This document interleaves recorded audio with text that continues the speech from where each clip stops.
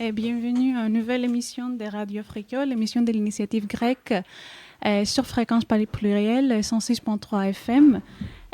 Aujourd'hui, on va commencer avec une émission sur le fascisme et l'antifascisme en Grèce. Ça va être un triptyque des émissions en fait. On va faire 3 émissions sur ce sujet. Ces premières, on pensait en fait que cette émission est importante en ce moment-là puisqu'on a un monde d'extrême droite globale par des gouvernements de Trump aux États-Unis, par exemple, l'Orban en Hongrie, Meloni en Italie, mais aussi dans l'opposition en France avec le parti de Marine Le Pen. On pense que c'est important de comprendre le fascisme, de comprendre ses mécanismes, ses particularités, et ça devient une nécessité. C'est aussi important, on trouve, qu'on renforce le discours et l'organisation antifasciste. Et c'est précisément pour cela que nous avons décidé de concentrer ces 3 émissions, cette émission-là et les 2 prochaines émissions, au ces sujets-là. Donc, en fait, en Grèce, aujourd'hui, cette montée du fascisme ne s'incarne pas ou n'en s'incarne plus dans un seul parti. Donc, il n'y a plus de véritable parti néo-nazi. Ça veut dire qu'il n'y a plus de parti qui reprend de manière évidente et affichée les codes du nazisme. Et pourtant, aux dernières élections législatives, les partis d'extrême droite ont obtenu environ 7% et jusqu'à 15% aux élections européennes. Donc en fait, ce qu'on observe en Grèce, comme d'ailleurs en France et dans d'autres pays occidentaux, c'est une extrême droite différente. Elle est moins présente dans la rue, mais elle est réussie à s'installer durablement dans le discours public, dans les politiques et dans les pratiques des gouvernements. Donc en fait, on fait face à une extrême droite qui est normalisée, institutionnalisée, et qui n'a plus besoin de défiler pour faire entendre sa voix. Oui, donc c'est pour ça qu'on a décidé de faire cette triptyque d'émissions. La première, l'émission d'aujourd'hui, on va la consacrer aux personnalités de la droite actuellement au pouvoir en Grèce. Et je pense que ça c'est assez important parce qu'il montre aussi que l'effet que l'extrême droite n'est pas aussi puissante en Grèce qu'aux autres pays, par exemple, où c'est le gouvernement ou l'opposition même. Ça dit rien, en fait. Donc, c'est la première émission. Les 2 émissions suivantes, on va se concentrer sur la naissance du fascisme et son évolution en Grèce, au territoire grec commun, et sur les luttes antifascistes dans la rue, mais aussi devant les tribunaux. Et ça, c'est aussi important parce que les procès et la condamnation d'Obdoré en Grèce restent un exemple, je pense, unique au monde. Et juste une petite précision sur si elle est présente dans la rue ou pas. Je voudrais juste ajouter que c'est pas qu'elle est pas présente dans la rue ou moins présente dans la rue, parce que l'extrême droite est extrêmement présente aussi dans la rue. C'est juste qu'elle s'est énormément imprégnée dans le Parlement et dans les pratiques politiques des partis qui se disaient de droite et qui, en fait, ont des pratiques normalisées d'extrême droite dans leur politique. Juste un petit astérisque là-dessus. Après, pour continuer, en examinant l'histoire grecque récente, on voit des images différentes manifestations du fascisme aujourd'hui, des formes multiples qu'il peut prendre, mais des mécanismes aussi qui le font remonter à la surface et aussi, important, des moyens pour la combattre. Donc, en fait, c'est pour ça qu'on essaye on fait cette introduction pour un peu expliquer l'approche un peu différente de cette émission, parce qu'effectivement, normalement, pendant nos émissions habituelles, on se concentre sur des mouvements, des contre-mouvements, des luttes politiques, alors qu'aujourd'hui, on va parler de personnalités individuelles, c'est que normalement, on ne fait pas. Mais en fait, pour nous, c'est très important parce qu'en fait, ça permet de situer un peu le paysage politique grec. Et puis, je pense que ça donne des clés pour comprendre un peu le contexte de plein d'autres luttes qu'on a évoquées lors d'autres émissions. Et donc, on voudrait donc commencer par quelques mots sur l'extrême droite et sur les raisons de cette montée de l'extrême droite qu'on observe également à l'échelle mondiale. Oui, donc on peut commencer par le fait que l'extrême droite, normalement, se présente avec une voix populiste, mais elle n'a pas radical, elle n'a pas le radicalisme de la gauche, donc elle ne cherche pas à rompre avec l'établissement, et bien au contraire. Ça, c'est important parce que cette montée arrive normalement dans l'histoire dans des périodes de crise économiques et des crises sociales. Donc, elle trouve un écho dans les couches sociales les plus modestes, les classes les plus modestes, qui sont déçues par des promesses, voire de la gauche, voire de promesses libéraux, en fait, qui, par exemple, en Grèce, ça s'incarne au Syriza, le gouvernement de Syriza, dans le gouvernement de gauche de Syriza, mais ça peut être aussi les gouvernements social-démocrates, soit au XXe siècle, soit au XXIe siècle. Et après, ce que nous, on pense important de dire, c'est que cette montée constitue une stratégie du capital pour assurer sa propre survie. Et c'est ça qu'on voulait mettre en évidence avec cette émission-là aujourd'hui. Et cette stratégie du capital est utile pour utiliser l'extrême droite en Grèce, mais partout dans le monde. Et en Grèce, le gouvernement conservateur et néolibéral de la Nea Demokratia, Nouvelle Démocratie, Nouvelle République, je ne sais pas exactement la traduction, parce qu'en Grèce, on a un seul mot. Comme beaucoup de partis de droite traditionnels et de centre-droit en Europe, a activement favorisé cette montée de l'extrême droite de deux principales façons.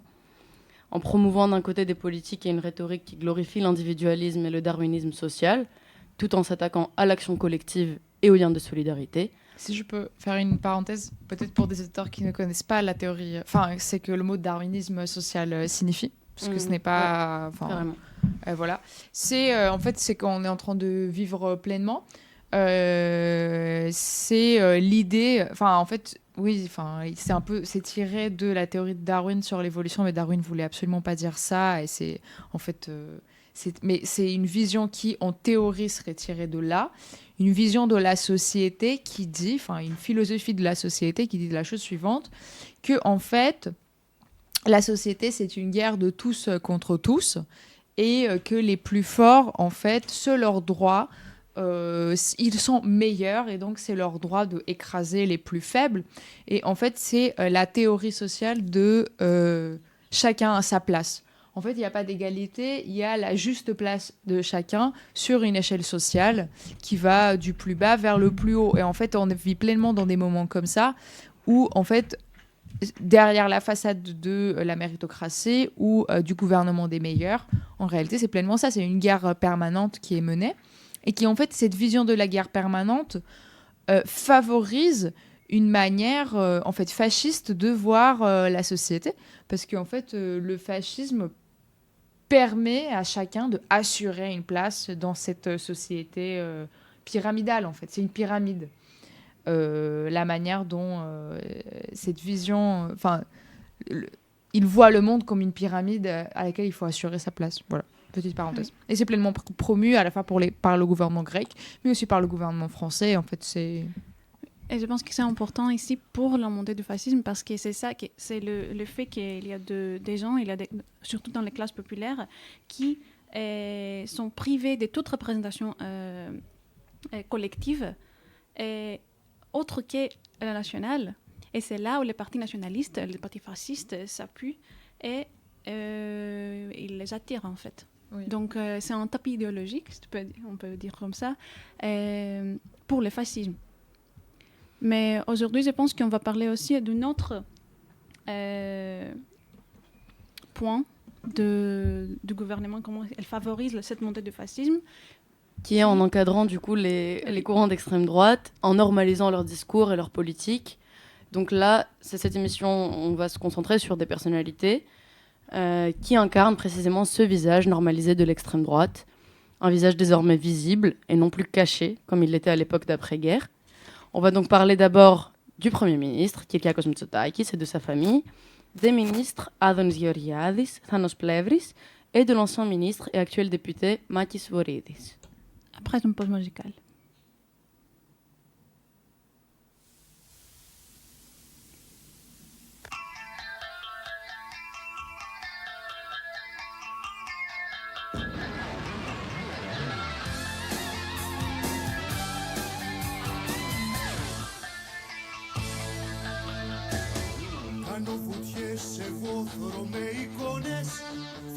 Πληρώνω τα βυζιά μου με ορμόνες. Θέλω να γίνω σαν Αμερικάνος. Μ' αρέσει στα κρυφά κι ο Μητροπάνος. Έλληνας, νεοέλληνας.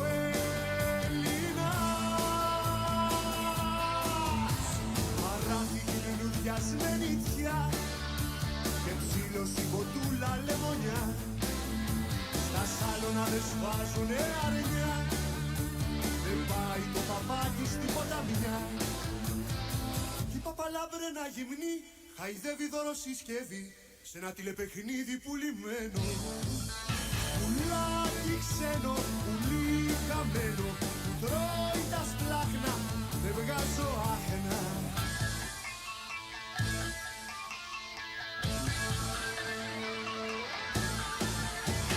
Και όταν δεν τραχτίζω με ζωνέτες, θα κάνω τα παιδιά μου μαριονέτες. Σε ένα κλουβί γραφείο σαν αγρίμι, παίζω ατέλειωτο κουβοταξίμι. Έλληνας, νεοέλληνας. Παράθηκη λουλουδιασμένη τιά με ψήλωση κοτούλα λεμονιά. Στα σάλωνα δεν σβάζουνε αρνιά. Δεν πάει το παπάκι στην ποταμιά. Η παπαλάμπρενα γυμνή χαϊδεύει δωροσυσκεύη σε ένα τηλεπαιχνίδι πουλημένο. Πουλάκι ξένο, πουλί χαμένο, που τρώει τα σπλάχνα, δεν βγάζω άχνα.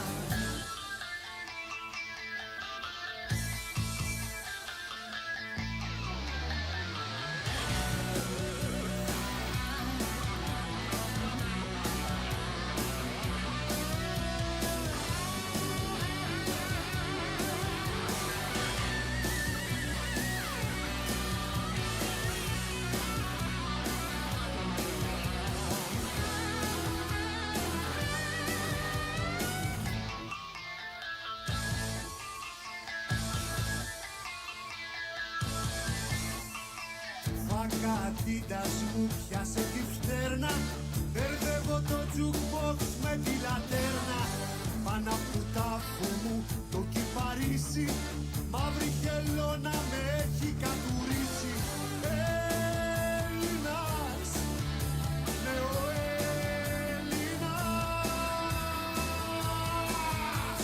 Παράθηκη λουλουδιασμένη τιά και ψήλωση κοτούλα λεμονιά. Στα σάλωνα δεν σφάζουνε αρνιά.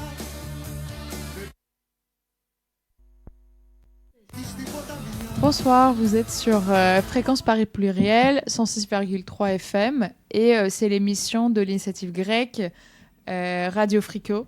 Et ce soir, on parle en fait de l'extrême droite en Grèce et de la normalisation, de la banalisation du discours de l'extrême droite et de son intégration dans le paysage politique, on va dire, normal.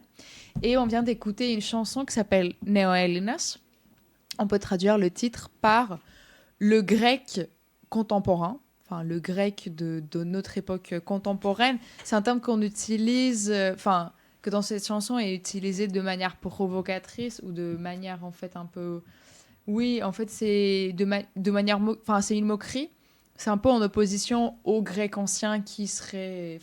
En Grèce, la droite, elle promeut tout cet idéal de la Grèce ancienne. Et du coup, ces chansons nous interrogent sur « Ok, mais le grec contemporain, il est quoi ?» Et la chanson parle, en fait, de comment le grec moyen de notre époque... Cette chanson est un peu ancienne, elle est avant la crise. Peut-être elle incarne... Je pense qu'elle incarne toujours des réalités. Comment il y a quand même l'image du grec moyen qui a totalement intégré les valeurs du capitalisme, qui veut juste gagner un appareil électroménager dans une loterie organisée par la télé, et c'est tout. Enfin, c'est cette image en fait d'une société sans horizon politique. Je pense que ça n'incarne pas la totalité de la société, bien évidemment, mais je pense que ça incarne bien une réalité qui a bien existé, et c'est beaucoup sur ces gens-là que l'extrême droite a pu s'appuyer en fait pour trouver un électorat auquel s'adresser pendant la crise et jusqu'à aujourd'hui. Et donc, on commence avec les personnalités politiques actuelles, en commençant par le Premier ministre actuel depuis 2019. Juste pour la petite explication, en gros, le président français, ce serait notre Premier ministre à nous. L'importance est inversée, en quelque sorte, dans le gouvernement. Donc, Kyriakos Mitsotakis, il vient d'une famille de politiciens. Il est fils de Kostadínos Mitsotakis, ancien Premier ministre. Sa sœur aînée, Dora Bakoyanni, suit les traces de leur père en politique, jusqu'à devenir maire d'Athènes, puis ministre. Son mari était aussi ministre.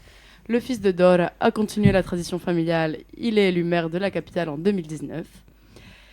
Kyriakos Mitsotakis s'autodétermine généralement comme exilé politique. Est-ce que je peux faire une petite parenthèse juste ce qui aussi est drôle, c'est une famille dans laquelle, j'ai envie de dire ça parce que je pense que c'est hyper révélateur de leur monde aussi, c'est une famille dans laquelle évidemment tout le monde a fait carrière en politique, mais je pense que, même en extérieur, évidemment on est là pour les juger, mais même en extérieur, je pense que tout le monde peut dire que c'est dans cette fratrie élargie, c'est Dora Bakoyanni qui possède peut-être le plus de tact politique ou au moins le plus de cerveau, plus de capacité politicienne. Et son frère, qui est actuellement Premier ministre, est clairement moins doué qu'elle. Mais quand même, la famille ne l'a pas laissé faire carrière parce que c'est une femme. C'est hyper marrant comme c'est à l'intérieur de la famille aussi. Il y a des rivalités et tout. Et que c'est qui la famille va promouvoir, finalement, ils sont choisis le garçon de la famille et pas la fille. Alors que voilà... Mais je pense qu'on va parler un peu plus sur le parti de Nouvelle Démocratie aux prochaines émissions, parce que c'est assez important pour comprendre l'histoire du fascisme du XXe siècle en Grèce. Oui, mais si tu veux, tu peux continuer avec les mots sur Kyriakos Mitsotakis, juste pour savoir qui est cet homme qui a donné place à son parti, les personnalités qu'on va parler aujourd'hui qui sont assez particulières. Oui, parce que lui, à la base, il se voit pas du tout comme quelqu'un de droite qui a des ministres d'extrême droite. Il s'autodétermine comme un exilé politique, car il a passé les premières années de sa vie à Paris, où sa famille a fui après avoir été chassée du pays par la dictature, la Rouda, la junte en français. La dictature des colonels. La dictature des colonels. Donc, grâce au réseau familial, il commence à travailler dans le secteur bancaire, aux États-Unis puis en Grèce. Lui-même préfère se présenter comme autocréé et produit de la méritocratie, bien qu'il ait étudié dans des écoles privées depuis jeune et dans des universités états-uniennes très réputées. Il prend la présidence du parti de la Nouvelle Démocratie en 2016. Oui, et peut-être on peut dire quelques mots sur ce qui est ce parti. Il ne faut pas approfondir vraiment, mais on peut dire quelques mots sur le parti, si tu veux. Oui,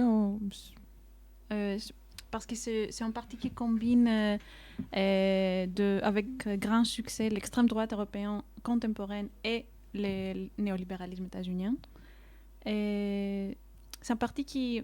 Donc, et lui, précisément, je pense qu'il y a comme Mitsotakis, c'est assez opportuniste. Et c'est un parti de pro-business centriste qui privilège tout ce qu'on vient de parler avant sur le darwinisme social, par exemple. Et l'esprit d'entreprise. Je viens de me souvenir de cette statue. Je pense qu'on a déjà parlé de... Mais c'est pas important, désolé. Et dans ce sens, on peut dire que c'est proche de la Macronie. Mais je trouve que c'est... les origines et la plupart des députés, je trouve qu'ils sont beaucoup plus conservatrices que ceux qui entourent Macron aujourd'hui. Je pense que la principale différence avec la Macronie, c'est que Macron, ça se voit actuellement, c'est un parti qui n'a pas d'ancrage local, alors que la Nouvelle Démocratie, en raison en fait de ses filiations à droite multiples, a un véritable ancrage local. Je pense que ça peut-être étonner actuellement de dire que... Parce qu'en fait, la façade, c'est un parti néolibéral pro-européen très type Macron. Ce genre de parti, effectivement, a souvent du mal à s'ancrer localement dans les sociétés. Mais il y a toute une frange de la Nouvelle Démocratie qui est en fait un parti de droite conservatrice, plutôt traditionnelle, plutôt valeurs famille, patrie, orthodoxie, qui a un véritable ancrage dans la société grecque, parce qu'il y a toujours des franges de la société qui sont tellement attachées à certaines valeurs traditionnelles qu'ils vont peut-être en fait, qui ne vont juste par conviction, ils vont jamais voter à gauche. Et donc, ils ont un tissu de soutien locaux. Oui, mais ils ont aussi un fort lien avec l'extrême droite et c'est ça qu'on va analyser aujourd'hui à travers trois personnalités de ces partis. Un truc qui le lie, c'est qu'ils viennent du même parti avant qu'ils sont intégrés aux Nouvelles Démocraties. Il appartenait d'un autre parti qu'on va parler un peu plus tard. Et aussi le fait que, je pense, tous les trois ont soutenu la dictature des colonels. Je pense. En tout cas, oui, ouvertement. Juste pour finir avec Mitsotakis, avant qu'on passe aux trois députés et ministres qu'on a choisis, est-ce que vous pensez que c'est important de dire un mot sur le scandale de Watergate grec? Peut-être un tout petit mot, oui. C'était un scandale lié à la surveillance. C'était l'affaire des écoutes téléphoniques en 2022. Ils surveillaient le président du parti PASOK, non? C'est ça? En fait, si je peux prendre ça un peu dès le début. Ok, donc en fait, c'est ce qui s'est passé. Enfin, si on prend ça un peu d'un point de vue chronologique et pas dans le sens des révélations, mais dans le sens de comment ça a fonctionné, de ce qu'on comprend plus ou moins. En fait, la première chose qui est très importante, c'est que vraiment, dès que la Nouvelle Démocratie arrive au pouvoir, ils essayent de verrouiller aussi d'un point de vue institutionnel la machine gouvernementale. C'est une étape vers l'extrême droite et vers le fascisme. Et un des trucs qu'ils font, c'est que désormais, en fait, il y a un lien direct entre le chef des services secrets et le chef du gouvernement. Et Mitsotakis, donc, il nomme un nouveau chef des services secrets. Et à travers les services secrets grecs, le gouvernement achète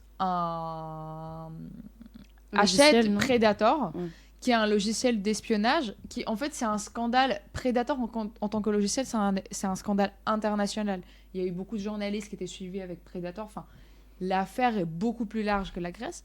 Mais en Grèce, Predator a été utilisé par le gouvernement pour espionner quelques chefs de partis d'opposition, mais aussi, hyper intéressant, des membres du parti. En fait, Mitsotakis, il voulait tellement être sûr qu'il n'allait pas être dépassé par quelqu'un d'autre qu'il surveillait en fait ses concurrents. Enfin, même pas concurrents, normalement, non, ils sont censés être ses camarades de parti, ou non, pas camarades, mais ses collaborateurs en fait. Il surveille ses collaborateurs avec ce logiciel. Je pense que ce qui est révélateur sur la famille Mitsotakis, parce que c'est sur ça qu'on va parler aujourd'hui et pas tout le scandale, c'est que contrairement au cas états-unien, parce qu'on a dit Watergate avant, et il n'a pas démissionné. Et ce qui a démissionné, c'est le secrétaire général du bureau du Premier ministre, qui est son neveu. Et je pense que c'était intéressant au sens de comment cette famille est liée aux politiques, ancrée aux politiques. Oui, et il y a toujours quelqu'un d'autre placé dans l'appareil politique qui est prêt à sauter pour que le gouvernement, dans sa globalité, ne saute pas. Donc en fait, oui, lui, il a sauté, le chef de son bureau. Et puis je pense aussi le chef des renseignements, il a aussi sauté. Oui, mais lui, il n'était pas famille, ok. Oui, bon, ok, il devait avoir une relation. Et voilà, et en fait, ils ont présenté ça envers le public, enfin, envers les gens, quand le scandale éclate, en mode « Ah, bah c'est normal, en fait, bah, les services de renseignement se renseignent, donc est-ce quoi le problème? C'est qu'ils espionnent des chefs politiques, des membres de la classe dirigeante et tout ça. » Et finalement, bah, je ne sais pas à quel point ça les a affectés de manière négative. L'affaire était un peu oubliée. Oui. Juste petite parenthèse sur le logiciel Predator. Il appartient au groupe Intellex, et il a été créé en 2018 par un ancien militaire israélien. Oui, et Intellexa, c'est aussi... Enfin, sur ça, il y a vraiment... C'est difficile de comprendre, mais il y a des journalistes qui disent que Intellexa est aussi lié aux services de renseignement israéliens, qui sont très proches, en fait, avec les services de renseignement grecs, parce que les deux armées aussi sont très proches. Enfin, il y a aussi un pan politique à cette affaire-là, et géopolitique, mais on ne va pas entrer dans tout ça, je Oui, pense. parce qu'aujourd'hui, on parle de fascisme, encore une fois, et on parle de la normalisation du fascisme et de l'extrême droite par le gouvernement grec actuel. Et pause musicale avec des slogans qui ont été employés pour ce grand homme politique et sa famille.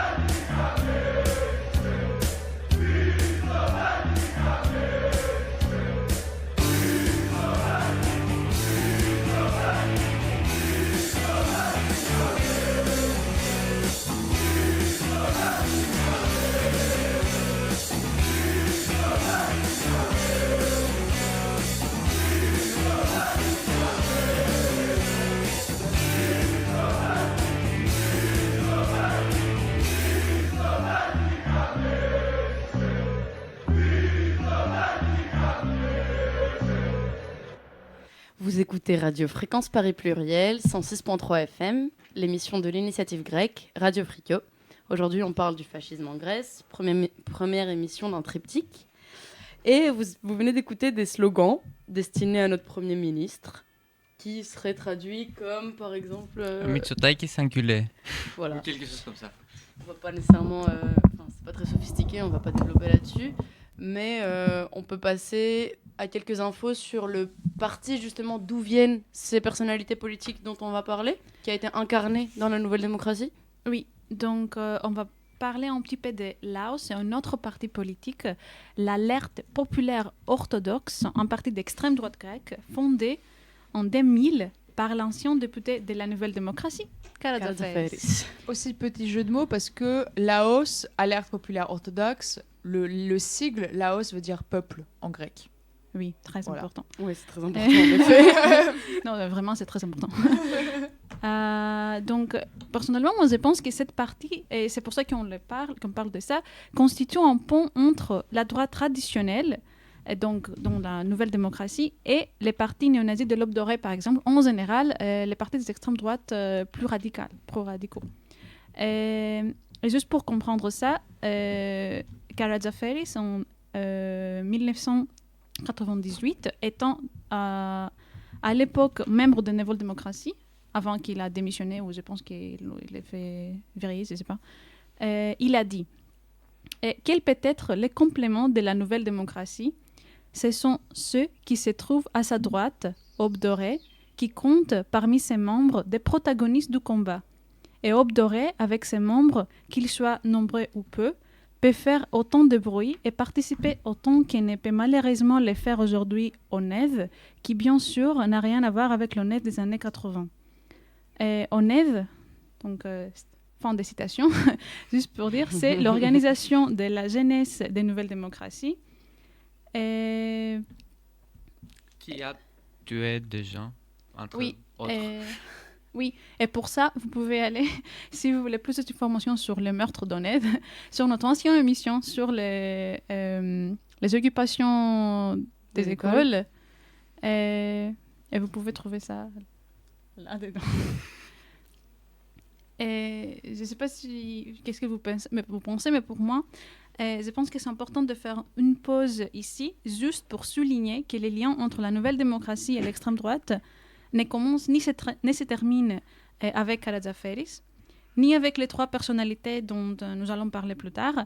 Et c'est un lien qui date des débuts même du parti, qui a toujours entretenu les liens étroits avec l'extrême droite, sur le plan politique, mais aussi sur le plan idéologique, malgré seulement ce qu'on avait dit avant, libéral, soit néolibéral.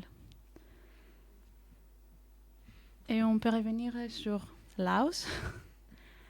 Alors, ce parti-là, on a dit, est fondé au début du XXIe siècle. Et lors de l'éclatement de la crise économique, en 2010, ils ont soutenu l'application du premier mémorandum d'austérité et ils ont voté en faveur de l'accord de prêt. Donc, en 2011, le parti apporte son soutien au gouvernement de coalition de technocrates, donc de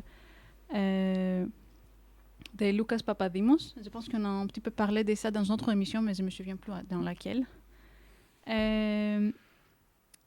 Et le Laos a participé au gouvernement avec 4 députés qui occupaient des postes ministériels, parmi lesquels Adonis Georgiadis et Makis Voridis, donc deux personnes qu'on a dit qu'on va parler aujourd'hui plus spécifiquement. Et lors de la deuxième mémorandum, Laos a retiré son soutien au gouvernement et je pense que c'était un effort de sauver sa popularité.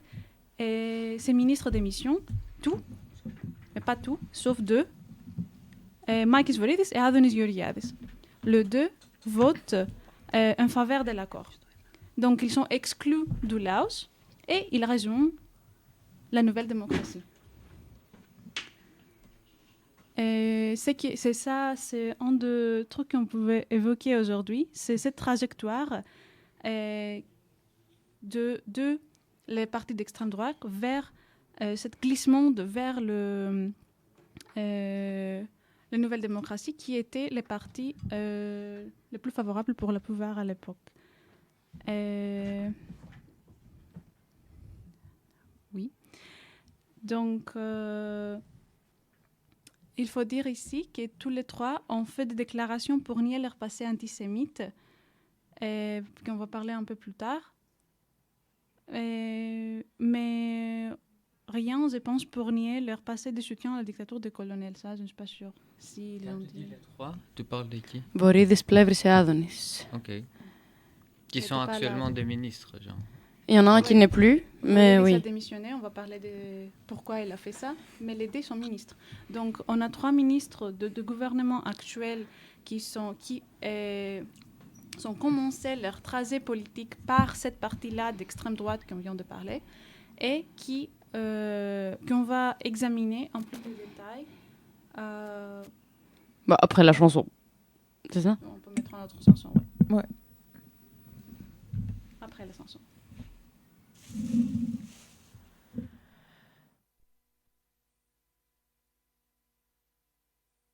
Με βουλάρω ποτάκι, διάλεξε στρατόπεδο, διάλεξα κι εγώ. Εσύ με τους αφέντες και εγώ με το λαό. Εγώ με τους απόκληρους και τους εξεγερμένους. Και εσύ με τους ρουφιάνους και τους προσκυνημένους. Εγώ να τους χτυπάω και εσύ να τους στηρίζεις. Να γονατίζεις μπρος τους και να τους υπολογίζεις. Και εγώ ρε να τους κρίνω για να τους καθαρίζεις. Εσύ γίνε γεννήτσαρος δεξιού κάποιου για νοτέρο βαλκόν της διοικήσεως. Ρουφιάνο εκ πεποιθήσεως απ' κάποιον που ευγνωμονείς. Γιατί σε είχαν αφήσει όταν το όνομά του είχες χρησιμοποιήσει. Κάποιον που θα του μοιάσεις και εσύ σιγά σιγά. Μ' αντάλλαγμα την έγνοια του νόμου φυσικά. Και την προστασία του συνεργαζόμενου. Του πουταναριού των μπάτσων του υποθαλπτόμενου. Και στην τελική, αν το έχω παρακάνει, είσαι ένα γρανάζι που τη δουλειά τους κάνει. Τόση μπάλα και τόση μούγκα.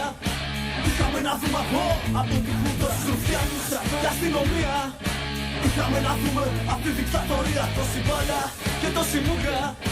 Είχαμε να δούμε από την Χούντα. Τίποτα δεν άλλαξε το 73. Θα είμαστε προβοκάτορες μέχρι την αναρχία. Είσαι μια κατάρια, μια ήττα ταξική. Ένας ναρκωμένος σκλάβος που τους χειροκροτεί. Είσαι ένας ηλίθιος καταναλωτής που αυτό που σου πουλάνε το θεοποιείς. Vous écoutiez Radio Fréquence Paris Pluriel, 106.3 FM, l'émission de l'initiative grecque, Radio Frikio. Et on va parler de 3 grandes personnalités néo-fascistes. Mais avant de ça, juste un petit commentaire sur ce morceau qu'on vient d'écouter. Ça s'appelle Toshi Bala. Autant de foot, en fait, c'est le titre. Et c'est que dit la chanson dans le refrain, c'est on n'a pas vu, on n'a pas assisté à autant de matchs de foot que depuis la dictature des colonels, depuis la Houda. Et je pense que c'est quelque chose qui est souvent commenté, comment actuellement la Grèce est en train de traverser une crise toujours, et comment il y a une véritable industrie du divertissement. Le foot, c'est hyper important en Grèce. Et comment c'est une politique qui est aussi toujours utilisée à des moments de dictature fasciste pour, en fait, que les gens ne pensent pas à leurs vrais problèmes ou à la situation politique. On va les divertir avec du foot et tout ça. Et voilà, je pense que c'est quelque chose qui est toujours valable. Voilà. Et surtout quand c'est des tournois internationaux, ça permet de consolider un peu la fierté nationale en quelque sorte. Oui. Mais en général, voilà, c'est...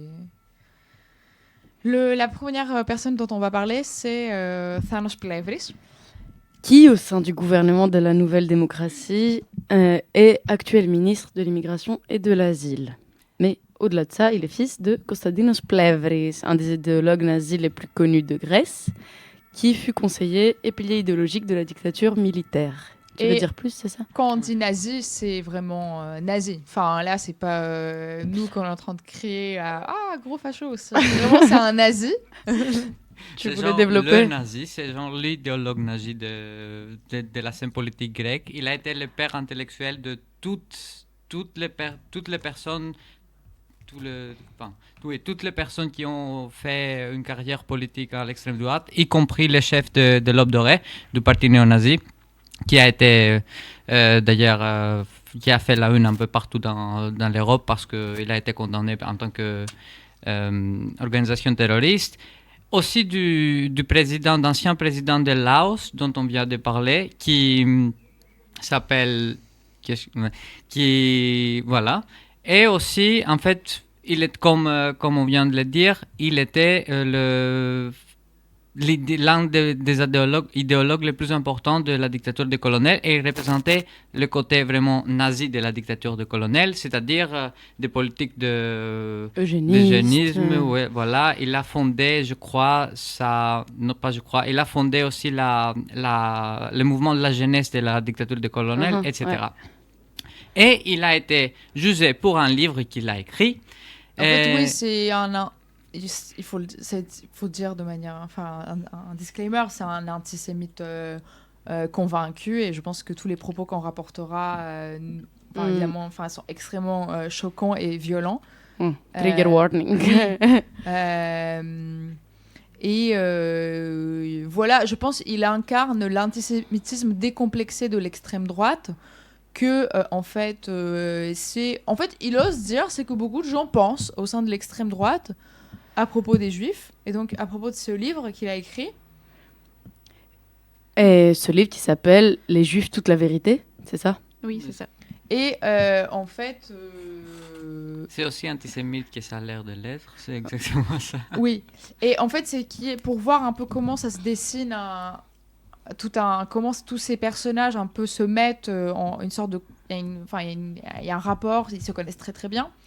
Donc le père Plevris, il a écrit ce livre antisémite. Et puis Adonis Georgiadis, donc un des autres ministres de ce gouvernement, premièrement, il a fait carrière en tant que télévendeur de livres sur sa chaîne, non, C'était la chaîne de Laos. Oui, sur la chaîne de Laos, mais vraiment, ok, donc Laos, ils avaient une chaîne de télévision, ils vendaient des livres sur cette chaîne, des livres à caractère nationaliste, et entre toute la merde qu'il vendait, il a aussi vendu ce livre, en fait, en live à la télé.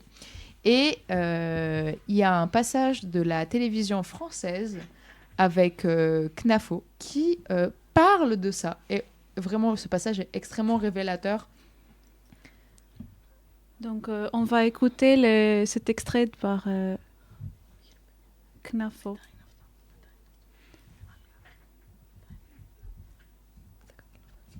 On essaie, au moins. Donc vous regrettez, quand vous voyez les chiffres et la victoire large d'Emmanuel Grégoire, vous regrettez d'avoir retiré votre liste? On ne regrette jamais d'avoir fait son devoir. J'entends des insultes de M. Copé qui parle d'extrémistes. En tout cas, cette droite... Avec l'AFD au Parlement européen, qui est le parti néo-nazi allemand. Et vous siégez, M. Copé, les LR siègent au PPE avec un parti grec dont le vice-président édite des livres nazis. Oui, Nouvelle démocratie. Ça n'a rien à voir. Éditer des livres nazis, ça va. Donc pour vous, ça va. Ça, c'est acceptable. Pardon, il y a eu un problème technique. On n'a pas pu écouter le... Si, vous l'avez écouté. Nous, on l'écoutait pas parce qu'on était en air. Mais pardon. tout va bien. Du coup, Thanos Plevris, le fils de Konstantinos Plevris. Est-ce qu'on peut commenter un petit peu sur ça qu'on vient d'écouter? C'est... Non, vous voulez pas? Parce que c'est donc Knafo, donc le candidat pour le municipal 2026 à Paris, au télé.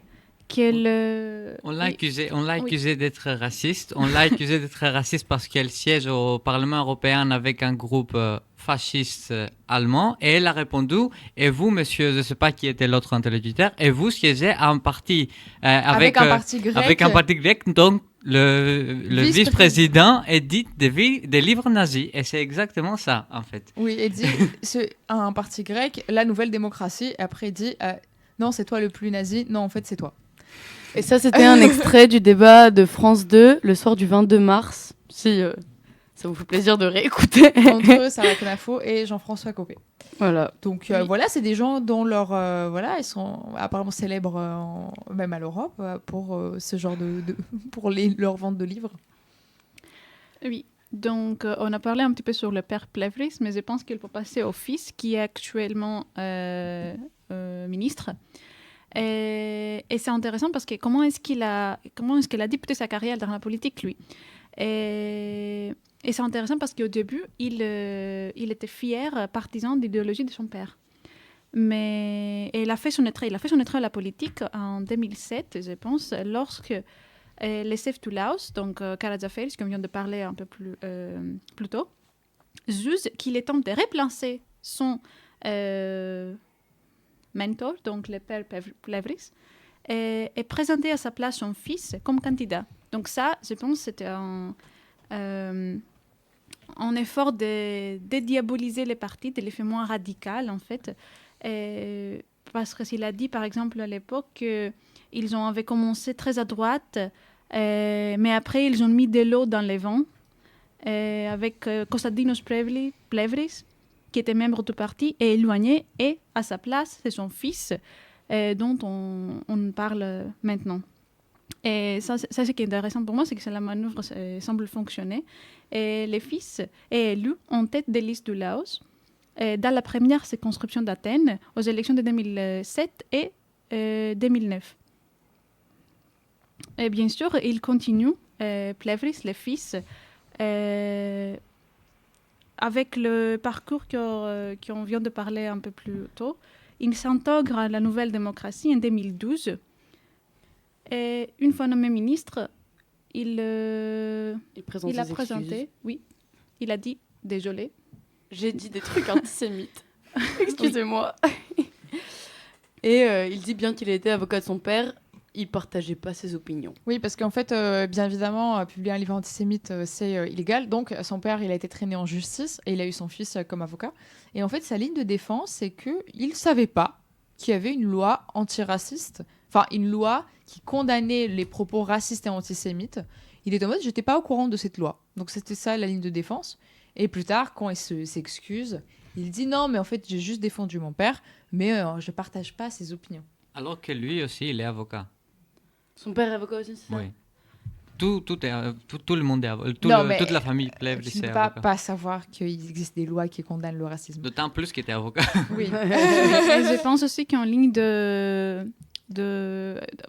qu'il a utilisé sur notre argument, qui sait qu'on ne peut pas vraiment empêcher quelqu'un de croire et de vouloir croire qu'il souhaite exterminer quelqu'un. En parlant des Juifs, bien sûr, et de l'Holocauste. Et avec ça, une chanson.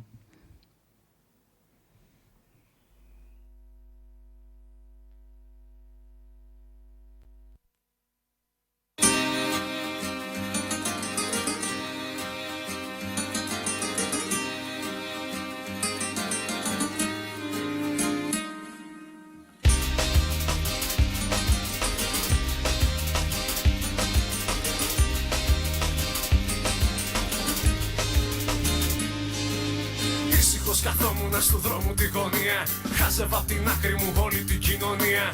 Ήρεμος κατάραχος στην ταράχη των άλλων. Ένιωσα εχθρικό το περιβάλλον. Να σου μπρος στα μάτια μου και ένας Ρωμαλαίος που νόμιζε ότι τα κάμου γίνονταν θαραλέος, μοιράζοντας χαστούκια και μπουκέτα στο κοσμάκι. Περίμενε να ακούσει παλαμάκι. Άντε γάμι σου γιγάντα, εσύ και η δική σου. Δεν νοιάζομαι για σένα, ναι, και για την άποψή σου. Μαζί κι αλλιώς η άποψη θέλει και μια λουδάκι. Κι εσύ το έχεις για πηγλιμπιδάκι. Σήκω και φύγε από εδώ, αυτή είναι η γειτονιά μας.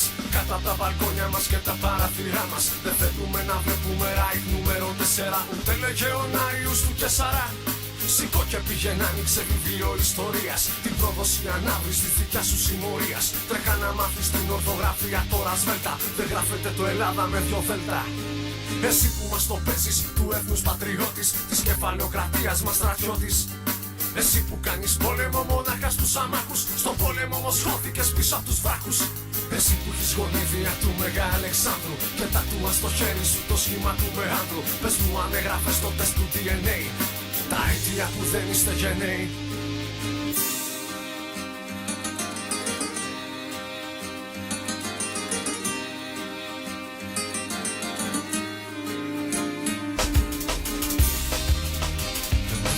Εσύ εδώ και σε καμιά οδό κανείς δεν θέλει να σε βλέπει τεράς. Δεν έχεις θέση εσύ εδώ και σε καμιά οδό. Εδώ όλοι είμαστε παιδιά κοινής μητέρας. Δεν έχεις θέση εσύ εδώ και σε καμιά οδό. Κανείς δεν θέλει να σε βλέπει τεράς. Είσαι εσύ εδώ, ούτε και σε καμιά οδό. Εδώ όλοι είμαστε παιδιά κοινής μητέρας.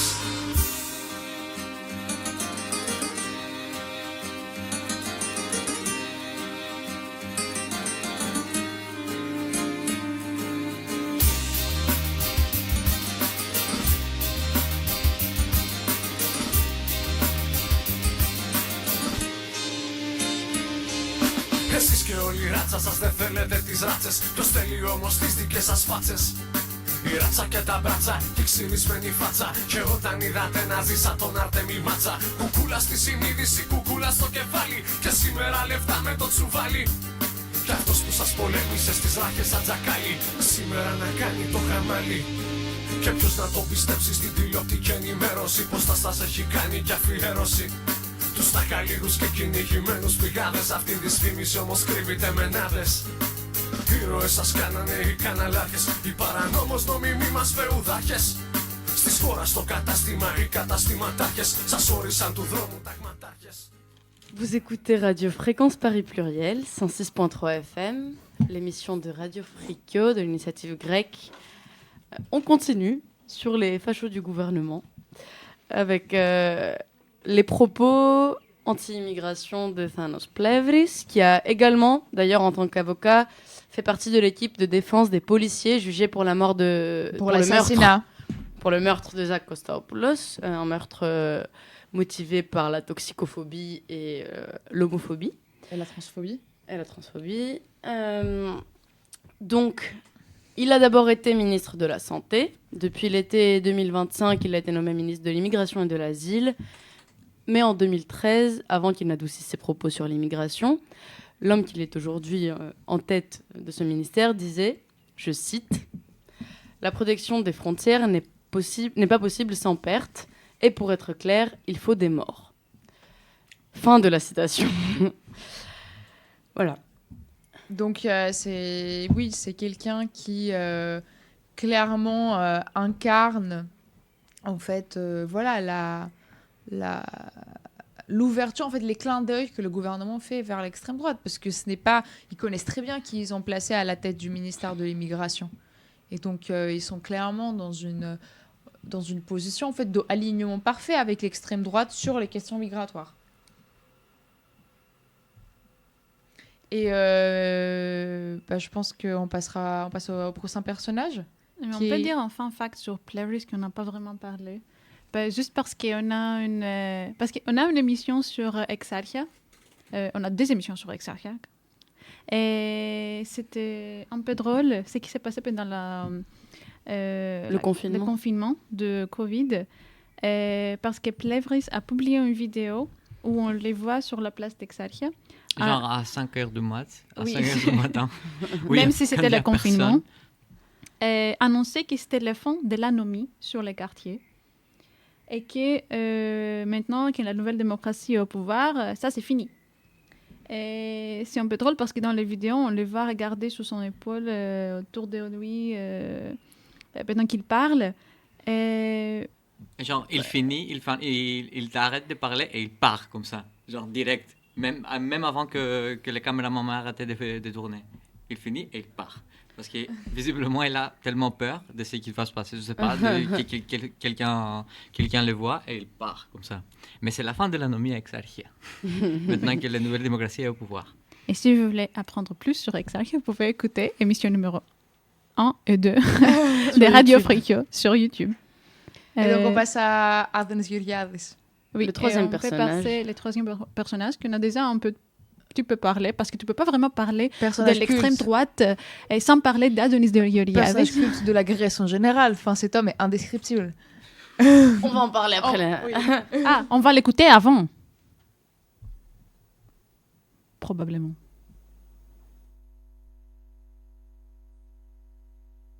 Πομπή αυτή, όπως την έκανα και όπως την κάνω όλα αυτά τα χρόνια, πρέπει να σταματήσω. Για ένα και μόνο λόγο, διότι δεν σιώπησα. Ωραία λοιπόν παιδιά, να μην ξανακάνω την εκπομπή. Κάνω λίγο πίσω σαν το κρυάρι, για να χτυπήσω μετά πιο δυνατά. Να το θυμάστε αυτό. Μπουμ. Μπουμ. Σκέφτηκα, ακούω τι σκέφτηκα. Όλα αυτά μαζί με 99 ευρώ τα λιγουρεύεστε! Τα λιγουρεύεστε! Ωρε μάνα μου! Ωρε μάνα μου! Θέλω να πιστέψετε τον εαυτό σας. Ναι, ότι μπορείτε. Σηκώστε το ακουστικό το άτιμο και πείτε το θέλω! Να το κάνω! Και κάντε το! Τώρα! Και στο τηλεφωνικό κέντρο γίνεται θύελα. Λίγο να σας ψήσω από κάτω. Τρέχει το αίμα το ελληνικό. Θέλω να το ονειρευτείτε. Θέλω να το ονειρευτούμε μαζί. Θέλω να πάω να το κάνουμε. Τρέξτε τώρα να πάρετε. Αχ, να το έπαινα και εγώ από μαζί. Χαμός τελειώνουν σε λίγο. Τι είπατε? Έχω φέρει ένα πακέτο βιών συγκλονιστικό. Έχω φέρει ένα πακέτο βιβλίων τώρα συγκλονιστικό. Ένα κορυφαίο έργο ιστορίας. Βάλτε. Σήμερα. Δεν πιστεύω γι' αυτό να μην έχει γίνει εξαιρετική μέχρι τώρα. Πρέπει να την πάρετε. Γιατί σας παραδέχομαι ρε. Σας παραδέχομαι. 26 τόνοι. Γι' αυτό μου λέτε λίγο σύντομα. Πρέπει να μου στείλετε ένα χαμό. Μπράβο σας. Όταν μιλάμε ρε για τον Μέγα Αλέξανδρο, βάζουμε στο πλάι τα λεφτά, μπαίνουνε. Είπατε τίποτα. Τώρα. Μα δεν υπάρχει. Το σκεφτείτε εδώ τώρα. Τώρα την αγοράζετε. www. Συναισθήματα τρομερά. Μπορεί να δημιουργήσει ένα κείμενο, εικόνες τρομερές. Τρέξτε λοιπόν τώρα. Hello. Νι, καλά πάτε, έχετε κατά κοντρόλ και δεν έχουν. Απέσει. Τρέξτε.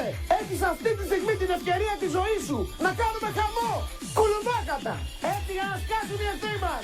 2-10-38-15.000 με ένα απλό τηλεφώνημα. Τριν, πες το ένα από πίσω. Θα το φαντάζομαι. Τριν, πες το δεύτερο τηλεφώνημα τώρα. Θα το φαντάζομαι. Και σας καλώ σήμερα να αγοράσετε όλοι από ένα βιβλίο έτσι. Για τον Άδωνη. Πάρτε το, αξίζει.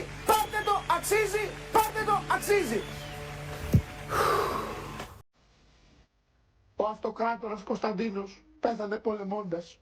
Ήταν ένας σοφός και μετριοπαθής άνθρωπος στο ιδιωτικό του βίο και φιλόπονος στον ύψιστο βαθμό. Στις πολιτικές υποθέσεις και στα ζητήματα της κυβέρνησης δεν υστερούσε έναντι κανένας από τους προηγούμενους αυτοκράτορες. Μεταγενέστεροι Έλληνες ιστορικοί, ήταν πεπισμένοι ότι ο Κωνσταντίνος πέθανε ως ήρωας και ως μάρτυρας. Και τα λοιπά.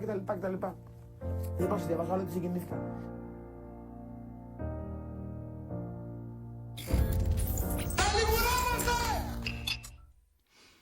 Êtes-vous dans un état de confusion après Bon, parce qu'il faut faire quand même l'intro avant de... Vous écoutez Radio Fréquence Paris Pluriel, Encore. 106.3 FM, Radio Frikio de l'initiative grecque. Qui est-ce qu'on vient d'écouter? Adonis Georgiadis, qui est le roi des téléachats en Grèce, mais aussi vice-président de la Nouvelle Démocratie depuis 2016.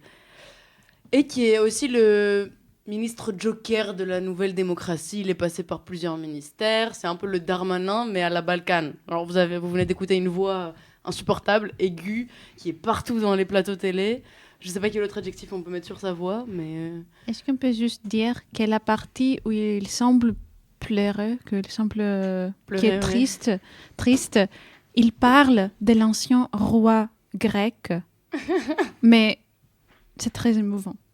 Oui, en fait, ces téléachats, ils vendaient des livres. C'est dingue comme stratégie. Mais c'était quelqu'un qui... Apparemment, ça marchait super bien. Enfin, vraiment, les livres se vendaient particulièrement bien. Dans les années 90, hein.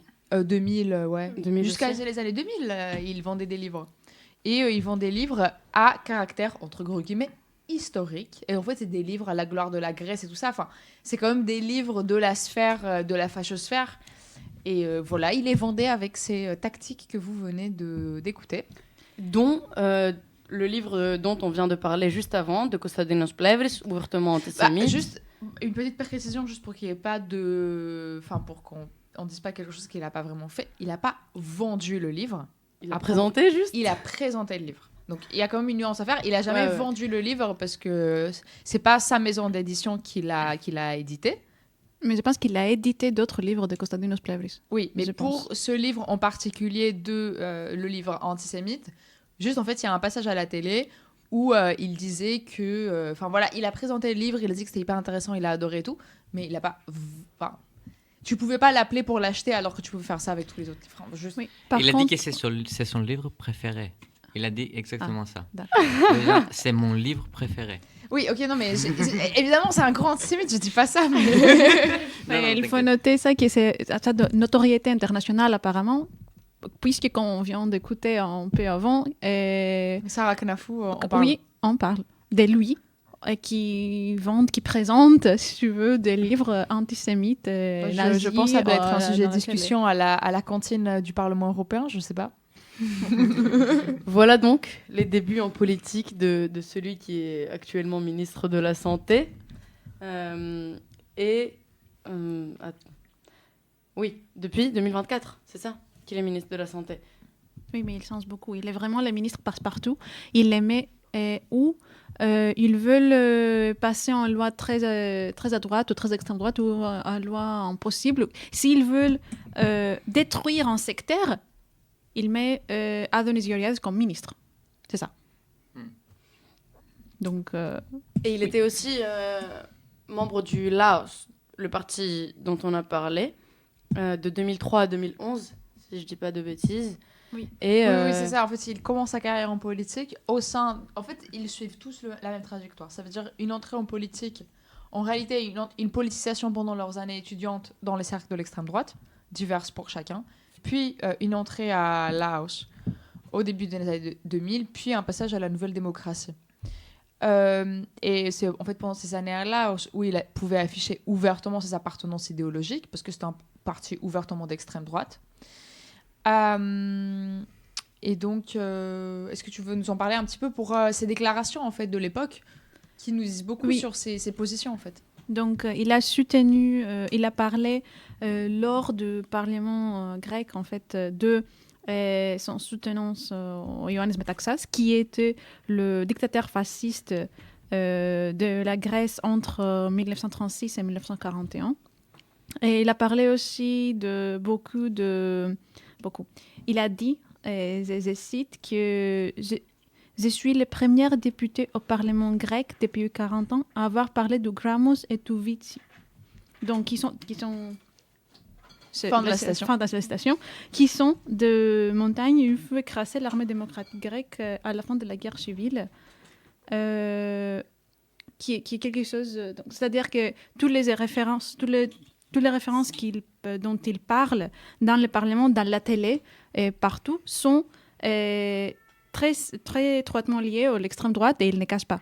Oui, et en fait, c'est des gens, et je pense que là, on peut faire un parallèle avec la France et comment l'extrême droite construit des discours de manière très habile au sein de ces figures de l'extrême droite. les références à la dictature des colonels des années 60-70 sont plutôt limitées parce que il y a un consensus sur le fait que c'était une dictature. C'est une dictature quoi. Mais ils vont se référer énormément au régime de Ioannis Metaxas des années 20 et des années 30, en mobilisant en permanence cette figure de Metaxas. Parce qu'en fait, pour moi au moins, c'est l'équivalent de Pétain. En termes, si on veut faire une comparaison, Pétain aussi est extrêmement mobilisé par l'extrême droite française en tant que figure. Parce qu'en fait, ce sont des figures qui, pour beaucoup de gens, n'ont pas... sont à la fois négatives. Enfin, c'est des figures qui ne sont pas... On ne les considère pas de manière claire et directe comme des figures de l'extrême droite, bien que leur réaction était clairement d'extrême droite. Et en fait, c'est parce que Ioannis Metaxas, c'était un régime autoritaire fasciste à l'image de tous les régimes fascistes des années 30 en Europe. Mais il y a ce mythe qu'il aurait dit non à l'invasion de Mussolini en Grèce. Mythe à déconstruire, mais bref, ça c'est une autre discussion. Mais dans tous les cas, le fait qu'il aurait dit ce faux non le déculpabilise de son action fasciste précédente.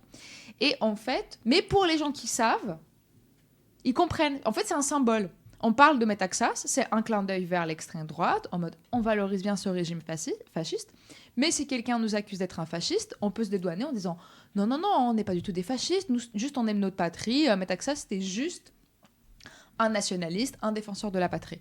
Comme Pétain en fait, c'est exactement la même rhétorique qui est utilisée pour défendre ces figures et construire un discours autour de ces figures. Je ne sais pas si vous comprenez de quoi je parle. Oui, c'est juste que la différence, c'est que, d'après ce que je comprends, la différence, c'est que Pétain, il a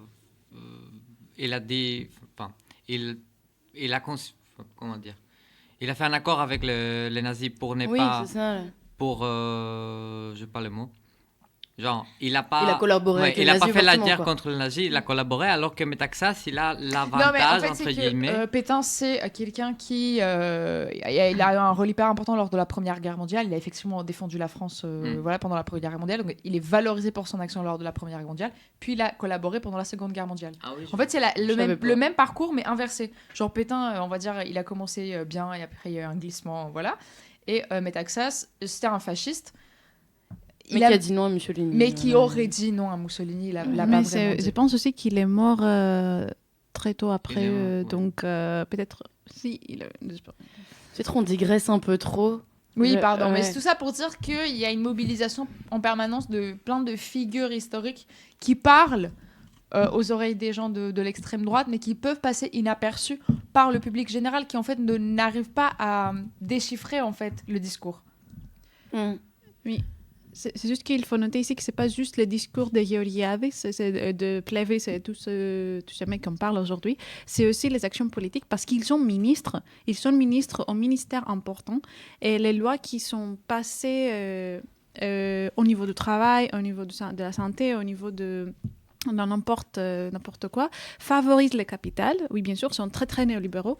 Et aussi très conservateurs, c'est-à-dire que c'est pas seulement un discours idéologique d'extrême droite qui se caractérise, mais aussi des actions politiques. Et c'est important à noter.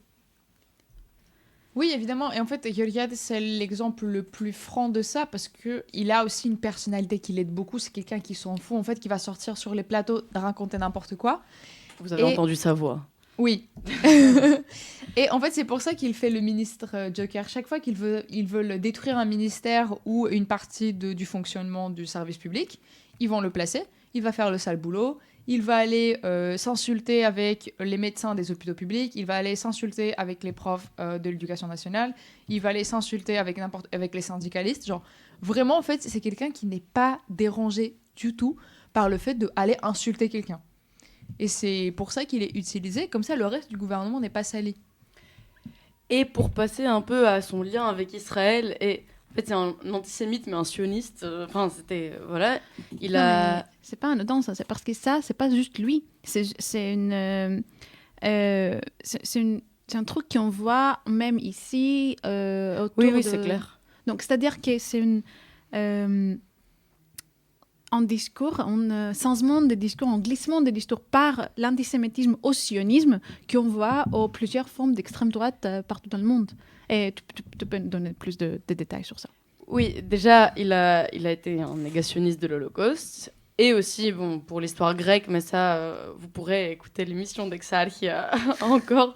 Il a nié le fait qu'il y ait eu des morts à l'insurrection de l'école polytechnique en novembre 1973, qui a donc mis fin qui a contribué à mettre fin à la dictature des colonels. Mais concernant, pour fermer la parenthèse sur ça, il incarne cette tendance qu'on observe en Europe des antisémites d'hier qui sont les supporters de l'État d'Israël maintenant. Il affirmait, je ne sais pas si on dit les citations choquantes ou pas en général, mais bon. Je sais pas. Oui. Tu peux paraphraser si tu veux. C'est quelqu'un en fait qui,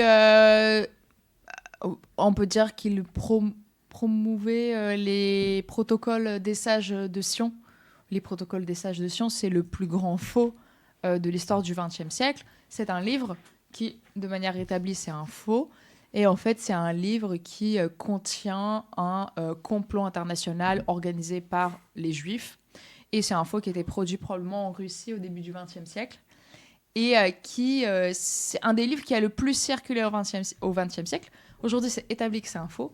Et Adonis, par exemple, c'est quelqu'un qui est sorti publiquement pour s'aimer le trouble, pour dire « Ah, on ne sait pas si c'est vrai, si c'est faux. » Et en fait, il a dit, entre guillemets, même s'ils sont faux, ils s'appliquent pleinement. Donc, c'est quelqu'un qui a eu pleinement un discours antisémite. En fait, lire et promouvoir les protocoles des sages de Sion, c'est de l'antisémitisme. C'est quelque chose qui a été utilisé par le régime nazi aussi. Oui, totalement. Le régime nazi, c'était des gens qui étaient, en fait, dans leur antisémitisme, inspirés par les protocoles des sages de Sion.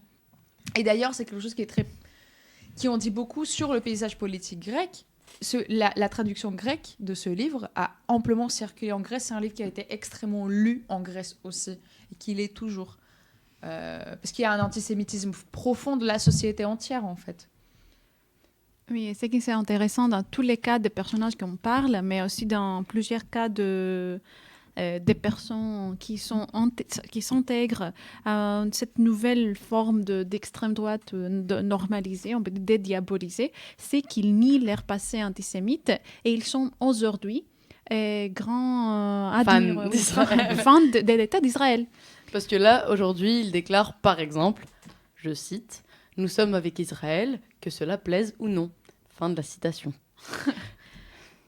Et d'ailleurs, c'est pas marrant, mais ça l'est un peu quand même, quand il a été nommé comme ministre, en fait, il y a eu quand même des voix au sein de la communauté juive de Grèce qui se sont levées pour dire « Mais c'est n'importe quoi, c'est un grand antisémite, pourquoi il entre au gouvernement ?» Et à ce moment-là, Georgiadis, il présente publiquement des excuses. Je ne sais pas s'il a présenté ses excuses avec un communiqué ou sur X. Aussi, c'est un gros fan de X, évidemment. Oui. Parce que, voilà. Je pense que dire la citation. Oui, évidemment. Citation. Par le passé, j'ai cohabité avec et toléré les opinions d'individus qui ont fait preuve d'irrévérence envers nos concitoyens juifs. Je regrette d'autant plus d'avoir soutenu et promu le livre injurieux de Kostas Plevris à l'encontre des Juifs. Fin de la citation. Oui. En général, quand quelqu'un lui demande « Mais pourquoi vous admirez Israël ?» Ce qu'il dit, c'est qu'en fait, oui, on a pris des positions en faveur d'Israël comme gouvernement, oui, bien sûr. Donc, il soutient Kyriakos Mitsotakis sur son choix de soutenir le gouvernement d'Israël sur la guerre à Gaza. Et aussi, il pense que c'est le plus grand allié stratégique de la Grèce et le plus grand ennemi de la Turquie. Donc, pour lui, c'est bien évident qu'il va soutenir cet État. Parce que pour les intérêts nationaux, voilà. Oui, et finalement, ça rejoint aussi en fait deux gouvernements, le gouvernement Netanyahou et le gouvernement de Mitsotakis, qui vont développer un discours d'extrême droite très similaire sur toute cette partie historique. Je pense que c'était Mitsotakis, quand ces déclarations ont été faites, c'était pas Georgiades avec Netanyahou, mais ils se sont rencontrés. Après, ils sont sortis déclarer que c'est une amitié historique entre deux peuples historiques. Enfin, la Grèce et Israël ont aussi un rapport très étrange avec leur histoire, chaque nation de sa manière propre. Mais finalement, on voit quand même un nationalisme qui se ressemble beaucoup. Et oui, avec cette hyper focalisation sur l'aspect militaire, la Grèce a acheté le Dôme. Ah oui? Ah oui? Bah oui! Et ils l'ont appelé, mais ça c'était vraiment, je pense que c'était le meilleur du meilleur, ils l'ont appelé le bouclier d'Achille. Oh. D'accord. Ok. C'est bête. Mais je pense aussi que Georgiades et tout ça incarne cette tournée de l'extrême droite sur de l'antisémitisme vers un anti-islamisme, on peut dire. Donc pour eux, Israël, c'est bien sûr son état fasciste, donc on a ça, mais c'est aussi la seule état démocratique dans de Moyen-Orient. Donc il dit ce discours-là. Mais je pense que cette citation dans X est importante à dire. Je ne sais pas ce que vous en pensez, mais il a dit pourquoi il soutenait Israël sur X. Je cite: « Je soutiens Israël parce que je l'admire. J'admire leur État. J'admire le peuple juif. Je suis convaincue que la principale source de l'antisémitisme a toujours été la jalousie envers un peuple ancien qui, malgré les pires épreuves, se tient aujourd'hui là où il est et triomphe. » Fin de citation. Mais moi, la manière dont je comprends cette citation, c'est que en fait, c'est vraiment quelqu'un qui juste va soutenir toujours celui qui domine, celui qui écrase. Il n'y a vraiment même pas de boussole idéologique à ça. Il est du côté des vainqueurs, en fait. Oui. Mais comme, pas seulement lui, c'est aussi le cas pour plusieurs membres de Nouvelle Démocratie, en fait. Parce que oui, c'est un parti, on peut dire, qui a survécu de manière très opportuniste.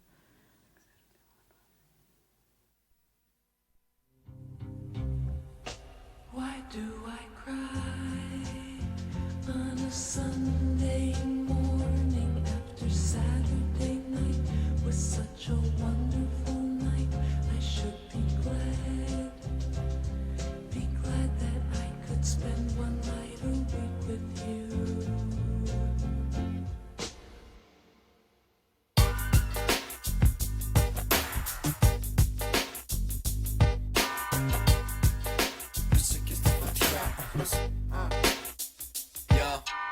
Βγαίνω από το Zodiac και σκοτεινός από τον ουρανό της Βικτόριας. Ένα χρόνο εδώ και ήδη κόλλησα. Λατρεύω τα σύρματα και τα εμπόδια. Λατρεύω την παγωνιά με βρεγμένα πόδια. Τι πάει να πει ανερχόμενος. Με κυνηγάνε οι μπάτσι με αναρριχόμενος. Το ύβος από το υπόγειο. Αν θες να πεις σου έχω ήδη πει ποιος είναι ο κωδικός. Σκάω στο meeting πιο μετά από το Zuckerberg. Τόσο μετά που δεν πίνω καν φούτρελε. Φακές από άσοε. Ρώτησα το Θεό ποτέ αξίζει να πεθάνω. Και μου είπε ναι. Αν δεν άρθει μπορά να τους κατεδαφίσει που κοστολογούν την ύπαρξή μου 3 ευρώ την ώρα. Αν δεν άρθει μπορά να τους τράφουν οι ρόλοι να μπουκάρουμε να τους τα κάνουμε οπά. Σκάω μερική vibe μα είμαι old sport.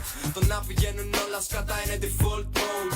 Κι όταν περπατώ πάντα κάτω κοιτώ και ευελπιστώ να βρω ίσως κανένα μέτρητο ή κανέναν λευκό old. Αι, το περιθώριο μας πάει. Μας δες αν δεν τους άρεσε το παιχτικό μας style. Κι είναι νύχτα και ακόμα δεν έχω πάει. Νιώθω λείψω σαν το κίνημα χωρίς τα 3 stripes. Whatever. Δεν κάνω drive-by, δεν έχω καν. Δεν ξέρω Muay Thai, ούτε breakdown. Όσο που φυσάει πάει και που πάει παν. Τι στο διάλογο κάνουμε εδώ καν. Δεν κάνω drive-by, δεν έχω καν. Δεν ξέρω Muay Thai, ούτε breakdown. Όσο που φυσάει πάει και που πάει παν.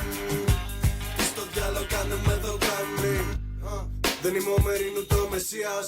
Ο άσπλαχνος γκριμ ρίπερ της ραπ λογοκρισίας. Άλλες ανεργός και άλλες μάστερ της ραπ υπασίας. Κι η μάνα μου στην τούρτα μου βάλε κερί εκκλησίας. Άνευ σημασίας είμαι συν το μοτό. Της γράφω ενώ καμπουριάζω σαν το Quasimodo. Αλλά όχι με φωνή ρουβα, δεν θέλω να βγει σωτό. Θέλω να κάνει μάτσο όπως ο Μπάκης με το καροτό. Το τίστε walk είναι ομόφωνο. Όχι ότι έχω εγώ ταλέντο, απλά κάπως το πρόπονο. Ακούω τα ράψα και παθαίνω instant στο μαχόπονο. Καθόμαστε και κλαίμε με το κλεμμένο μικρόφωνο. Γράφω την νουβέλα σε CD. Το άγχος με τον ύπνο μου είναι πλέον πολιτή. Όσα κατάστατες οι μπάρες που με πιάνει το CD. Ποιος θα περίμενε πως ο Τζάουλ θα πίνει CBD. Εκπέμπω ραδιενέργεια σαν τον Αγκασακί. Να γαμιέσαι είναι ευχή, απλά αυτοκτόνα Μητσοτάκη. Δεν είμαι υποχθόνιο, ούτε μυστήριο τυπάκι. Η μονούφης, σκηνοθεσία Χαγιάου με Γιαζάκι. Γιατί να κουνηθώ άμα δεν έχω που να πάω. Πρώτα να έχω raps να φτύνω και μετά να έχω να φάω. Τα live μας σαν κερκίδα της Μπιλμπάο. Δίχως άδειες και με κλεμμένο ρεύμα απ' το καφάο. Δεν κάνω drive-by, δεν έχω gun. Δεν ξέρω Muay Thai, ούτε breakdance. Όπου φυσάει πάει και όπου πάει παν. Τι στο διάλο κάνουμε εδώ καν. Δεν κάνω drive-by, δεν έχω gun. Δεν ξέρω Muay Thai, ούτε breakdance. Όπου φυσάει πάει και όπου πάει παν. Τι στο διάλο κάνουμε εδώ καν. Δεν κάνω drive-by, δεν έχω gun. Δεν ξέρω Muay Thai, ούτε breakdance. Όπου φυσάει πάει και όπου πάει παν. Τι στο διάλο κάνουμε εδώ καν. Τι στο διάλο κάνουμε εδώ καν. Βγαίνω από το Zodiac. Ναι, δεν κάνω drive-by, δεν έχω gun. Τα live μας σαν κερκίδα της Bilbao. Και που πάει παν. Vous écoutez Radio Fricot, l'émission de l'initiative grecque sur fréquence Paris Pluriel 106.3 FM et on vous parle ce soir des grands personnages de l'extrême droite, en fait de la droite, du centre, de tout ce que vous voulez, de Grèce. Et on passe à notre quatrième personnage pour ce soir qui est Monsieur Makis Voridis. Lui aussi issu de cercle de l'extrême droite, du parti Laos. Lui aussi ayant participé ayant fait le voyou auprès de, des mouvements sociaux, etc. quand il était jeune. Et qu'est-ce qu'il fait aujourd'hui, du coup? Donc, si je peux juste, du coup, reprendre un peu dès le début. Vas-y. Parce que c'est quelqu'un qui a commencé sa carrière très jeune.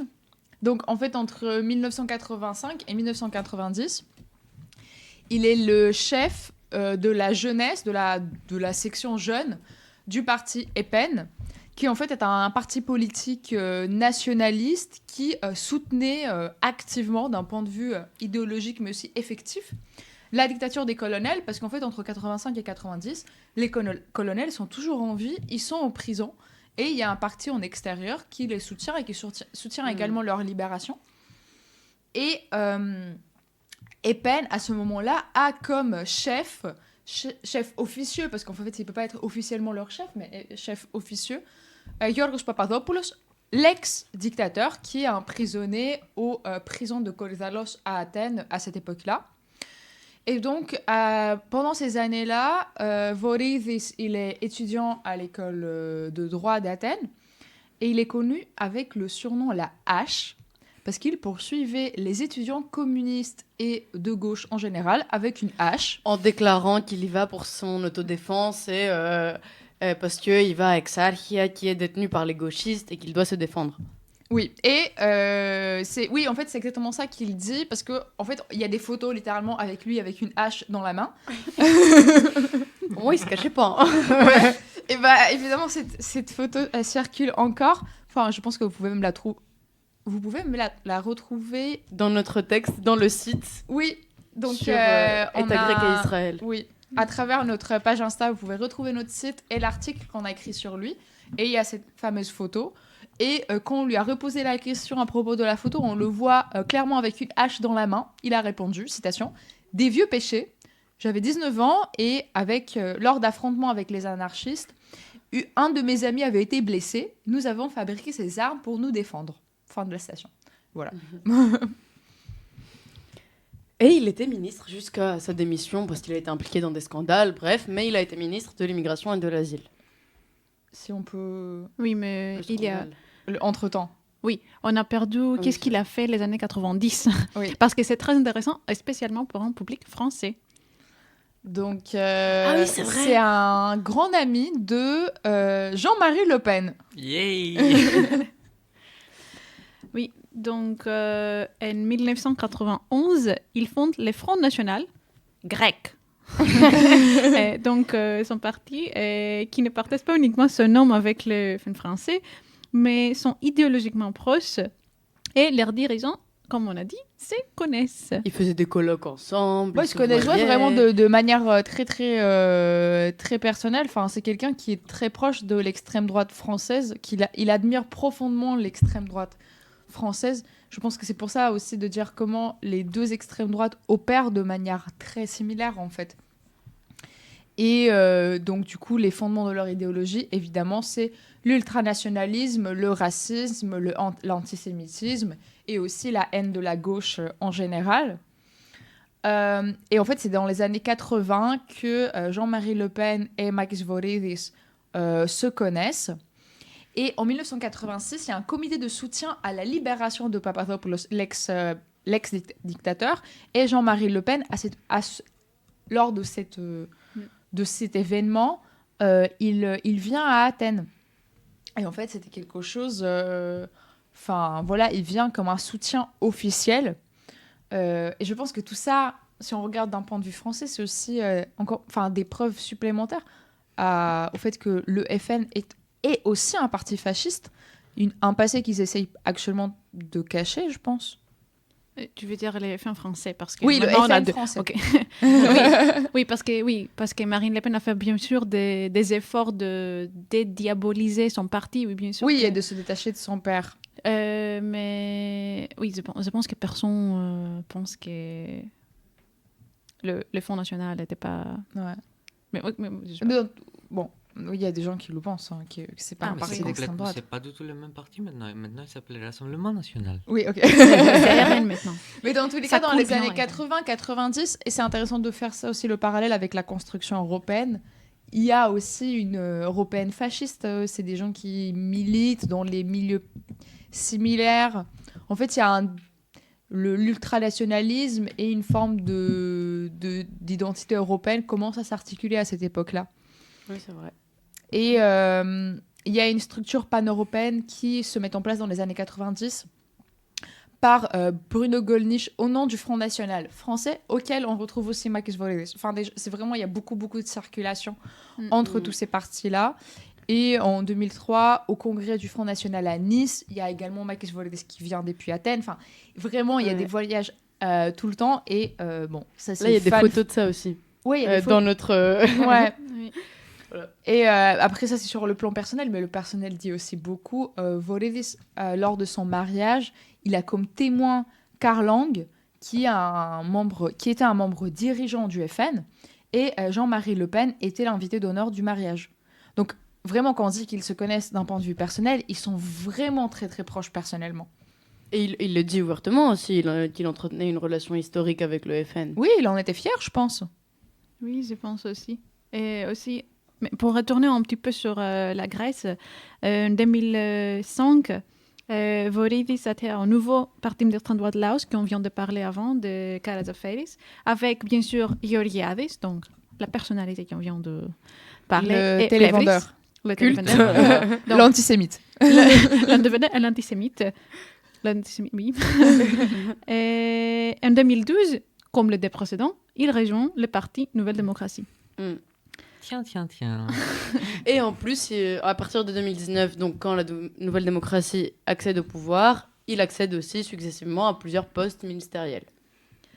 Oui, et comme tous les restes, c'est vraiment, on se répète beaucoup, mais ils ont fait exactement la même chose. Ils étaient au Laos, après à Nouvelle Démocratie, et après, tout le monde a nié son passé antisémite.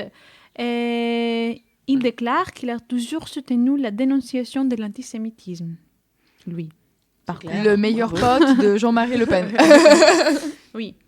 Ah. Mais on voit aussi comment finalement ces déclarations n'ont aucune importance. En fait, c'est du mensonge permanent. Et ça n'a aucune implication parce que personne ne conteste ça. Bref. Et même si même s'il y avait une renonciation du passé, etc., on a combien de personnes qui ont fait la même chose? Combien de politiques qui ont fait exactement la même chose au sein du même parti? On en a trois qui sont issus, qui ont eu exactement la même carrière. Est-ce que ça peut arriver ou c'est juste une pipeline que tout le monde suit et à la fin on est obligé de dire oui, je suis désolé, j'étais antisémite, j'avais des potes nazis, etc., etc. J'ai vendu des livres. J'étais jeune, tu sais, bête, jeune, etc. Oui. Bref, vous faites vos conclusions. Oui, juste pour continuer un petit peu sur Voridis, il n'y a pas beaucoup de choses à dire après, mais il y a beaucoup, je pense. C'est un truc qu'il faut noter ici, qu'on a parlé de cette personnalité, on a parlé de les partis de Laos et de Nouvelle Démocratie, mais on a juste dit les minimums absolus. Si on voulait vraiment couvrir tout ce qui se passe avec l'antisémitisme, avec l'extrême droite, avec les scandales, avec l'historique, avec les relations, avec n'importe qui, il nous faut beaucoup des émissions. Ici, on s'intéresse surtout sur la relation entre cette partie des Nouvelles Démocraties, donc la droite traditionnelle en Grèce, avec l'extrême droite, et la fluidité avec laquelle les membres d'une s'intègrent à l'autre. Et si vous voulez, on peut finir avec Makis Voridis, avec sa démissionnement, parce qu'il était ministre de... l'agriculture. Oui, mais après, il était ministre de l'immigration et il a démissionné parce qu'avant, entre 2019 et 2021, il était ministre de l'agriculture et il était impliqué, comme tous les restes, mais on n'a pas beaucoup parlé, dans un scandale, parce qu'en Grèce, chaque politicien a son scandale favori. Et pour lui, c'était OPKP. Oui, déjà, pour plusieurs scandales, on a parlé du scandale des surveillances, on a parlé dans une autre émission du scandale lié à Thèbes, oui. Donc la collision des trains. Vous pouvez vous référer sur les replays. Mais OPKP, c'était un grand scandale très récent. Cet été, je pense. Cet été? Oui. Oui, ça doit être ça. Oui, je pense qu'on peut juste brièvement présenter ce qui s'est passé et après essayer de quand même donner un sens politique à ça, parce que sinon, en fait, je pense que c'est important quand on parle de scandale de sortir de l'anecdotique et de juste dire « Ah, il y a des scandales ». Enfin, je pense que dans n'importe quel appareil gouvernemental, il y a une fraude organisée et massive. Et c'est pas... En fait, nous, on n'est pas là pour dire « Ah, il faudrait améliorer les services de justice », parce que ce n'est pas du tout notre propos. Mais il y a un fond en politique à tout ça à expliquer. Donc, l'affaire de OPKP, si on fait un résumé hyper concis, c'est qu'il y a la PAC, la politique agricole commune de l'Europe. Tous les pays ont bénéficié à hauteur de leur production agricole. Et du nombre de chèvres qu'il y a sur chaque pays. Donc, effectivement, oui, du nombre de bétail. La Grèce, c'est vraiment un nain agricole. C'est un pays qui a une agriculture morose et un domaine productif agricole en déclin depuis, je pense, depuis les années 50, quoi. Mais, en fait, la Grèce, elle présentait des fausses déclarations de terres et de bétail pour extorquer des aides agricoles sur, en fait, du bétail qui n'existe juste pas du tout. En fait, c'est des chèvres et des moutons qui n'existent pas. mais ça, pour dire le montant, les aides agricoles étaient de plus de 22,6 millions d'euros avec 1036 dossiers illégaux et sur 6 000 à peu près dossiers examinés. Donc c'était beaucoup de moutons inventés, quoi. Donc ça, c'était principalement sur l'île de Crète. Et c'était... je pense que, juste par rapport à ça, si on peut prendre un peu de recul, moi je dirais que jusqu'à maintenant, on a beaucoup parlé de la Crète, mais je pense qu'on a une vision du dossier extrêmement incomplète. Et qu'il faudrait peut-être nuancer, on peut s'interroger aussi sur comment cette affaire est présentée par les médias. Pas pour dire qu'il n'y a pas de fraude, mais pour dire qu'en fait, pour le moment, l'affaire n'a pas été menée par des enquêteurs grecs. Le gouvernement grec ne veut pas enquêter sur ce sujet. C'est des enquêtes menées par l'Union européenne. Et le gouvernement ne veut pas enquêter dessus. Donc, en fait, vraiment, on a une vision incomplète de ce qui s'est passé. Mais le fond politique de l'affaire, en fait, ça revient sur l'ancrage, en fait, de ces gouvernements dans le tissu local d'une partie de la société. C'est qu'en partie, c'est des relations de clientélisme et véritablement d'achat de vote. Et cet achat-là se fait aussi par ces formes-là de corruption. En fait, on va permettre à des gens de faire des fausses déclarations, d'avoir des aides auxquelles ils ne doivent pas y bénéficier. Et en retour, ces gens-là, en fait, c'est de la fraude à haut niveau. C'est souvent pas des petits paysans, mais les grosses têtes, en fait, qui vont bénéficier à hauteur de plusieurs milliers ou millions d'euros. Et en fait, ça va devenir les gros clients à échelle locale. Et après, eux, ils vont réussir auprès de la société locale, en fait, ils vont réussir de faire voter en faveur du parti. Je ne sais pas si vous comprenez ce que je dis. Non, oui, c'est ça.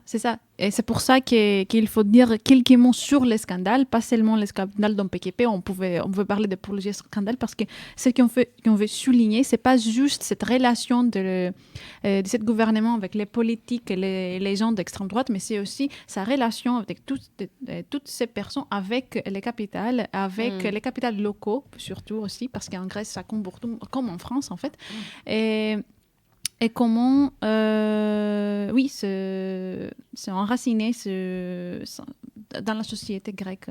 En fait, finalement, ça fait totalement sens parce que la Grèce n'a pas de tissu industriel. Donc, en fait, la fraude, la corruption, les amis politiques, ils vont être ailleurs. Et dans ce cas-là, c'était dans le domaine agricole.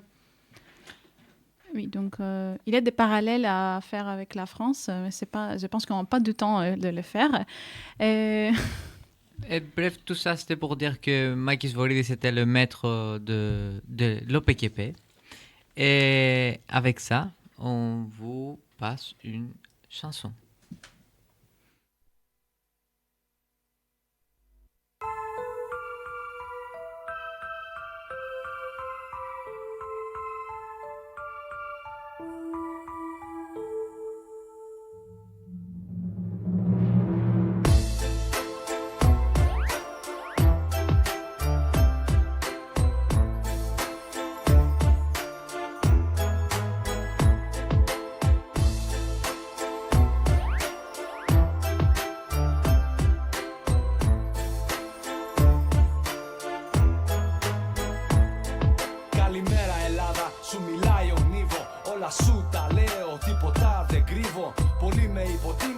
Εγώ μονάχα λίγο σκέφτηκα Ελλάδα να σ' αφήσω να φύγω. Δεν το βάλα κάτω και προσπάθησα κι άλλο να ανεβάσω σαν και σένα πιο πολύ τον καβάλο. Να πετάξω καπέλα και το ράπτισιμό μου και να αλλάξω τη ζωή και το φέρσιμό μου. Καλημέρα Ελλάδα, να μου ζήσεις για πάντα. Να τιμάς με παρελάσεις στο 2040. Να κρατάς το κεφάλι ψηλά στον αγώνα και να βγάζεις για κυβέρνηση το ίδιο κόμμα. Να μου ζήσεις Ελλάδα κι όλοι οι βουλευτές σου με τα φθαίρετα τους όλοι στις ακρογιαλιές σου. Με τους χριστιανούς σου που κάνουν νηστεία και ό,τι περισσεύει στέλνουν στην Ελβετία.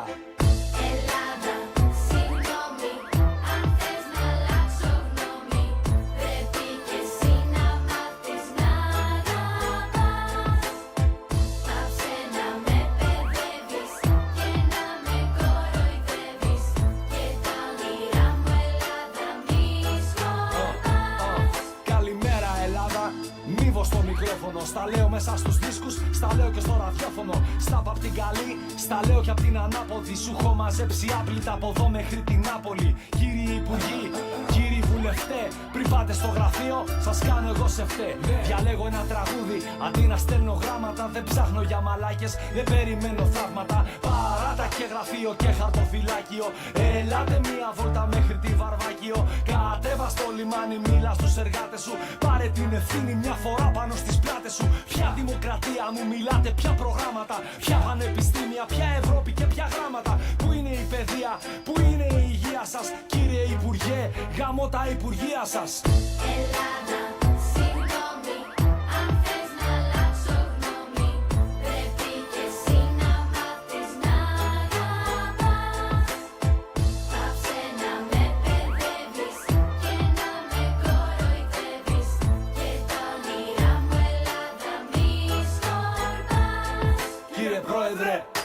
Παίρνω το θάρρος σήμερα, αφού όλα τα προβλήματα είναι θέματα εφήμερα. Προκαταβολικά, συγγνώμη, μα έχω όνειρα. Σαν αυτά που κάποιοι ονομάζανε ανώνυμα. Εγώ τους δίνω όνομα και δεν καθόμαι φρόνημα. Γιατί εγώ κι εσύ διαφέρουμε στο φρόνημα. Ζητάω τα προβλεπόμενα, δεν τα ζητιανεύω. Σ' αντίθεση με εσάς, έχω μάθει να δουλεύω. Ελλάδα σε βιάζουν και εσύ φτιάχνεις τα νύχια σου. Όχι να μηνθείς, όχι για να βρεις τα δίκια σου. Αυτοί σε ξεπουλάνε όση ώρα καλοπίζεσαι. Είστε μια παρέα και μονάχοι ξεφτιλίζεσαι. Καληνύχτα Ελλάδα, σ' αφήνω πάω για ύπνο. Όσο εσύ με αυτούς τιμάζεσαι για δείπνο. Εγώ θα κάνω στίχους κάθε σκέψη στο τετράδιο. Και θα στα αφιερώσω από το ράδιο μάλλον αύριο. Ελλάδα, συγγνώμη, αν θες να αλλάξω γνώμη, πρέπει κι εσύ να μάθεις να αγαπάς. Πάψε να με παιδεύεις και να με κοροϊδεύεις, και τα όνειρά μου Ελλάδα μη σκορπάς.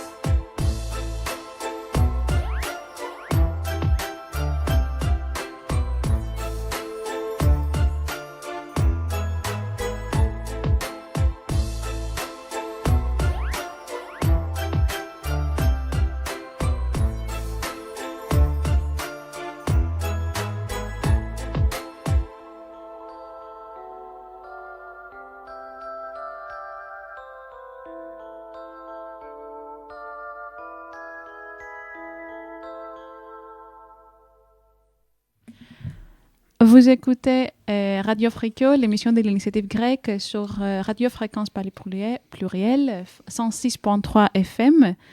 Et on parle toujours du lien de l'extrême droite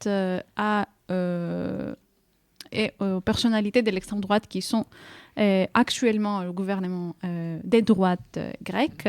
Juste avant ça, vous voulez préciser un petit truc sur la musique qu'on vient d'écouter? Oui. Bah, j'ai une chanson qui s'appelle Bonjour Grèce. Oui. C'est un groupe qui n'est pas du tout politique. Non, donc c'est vraiment c'est apolitique.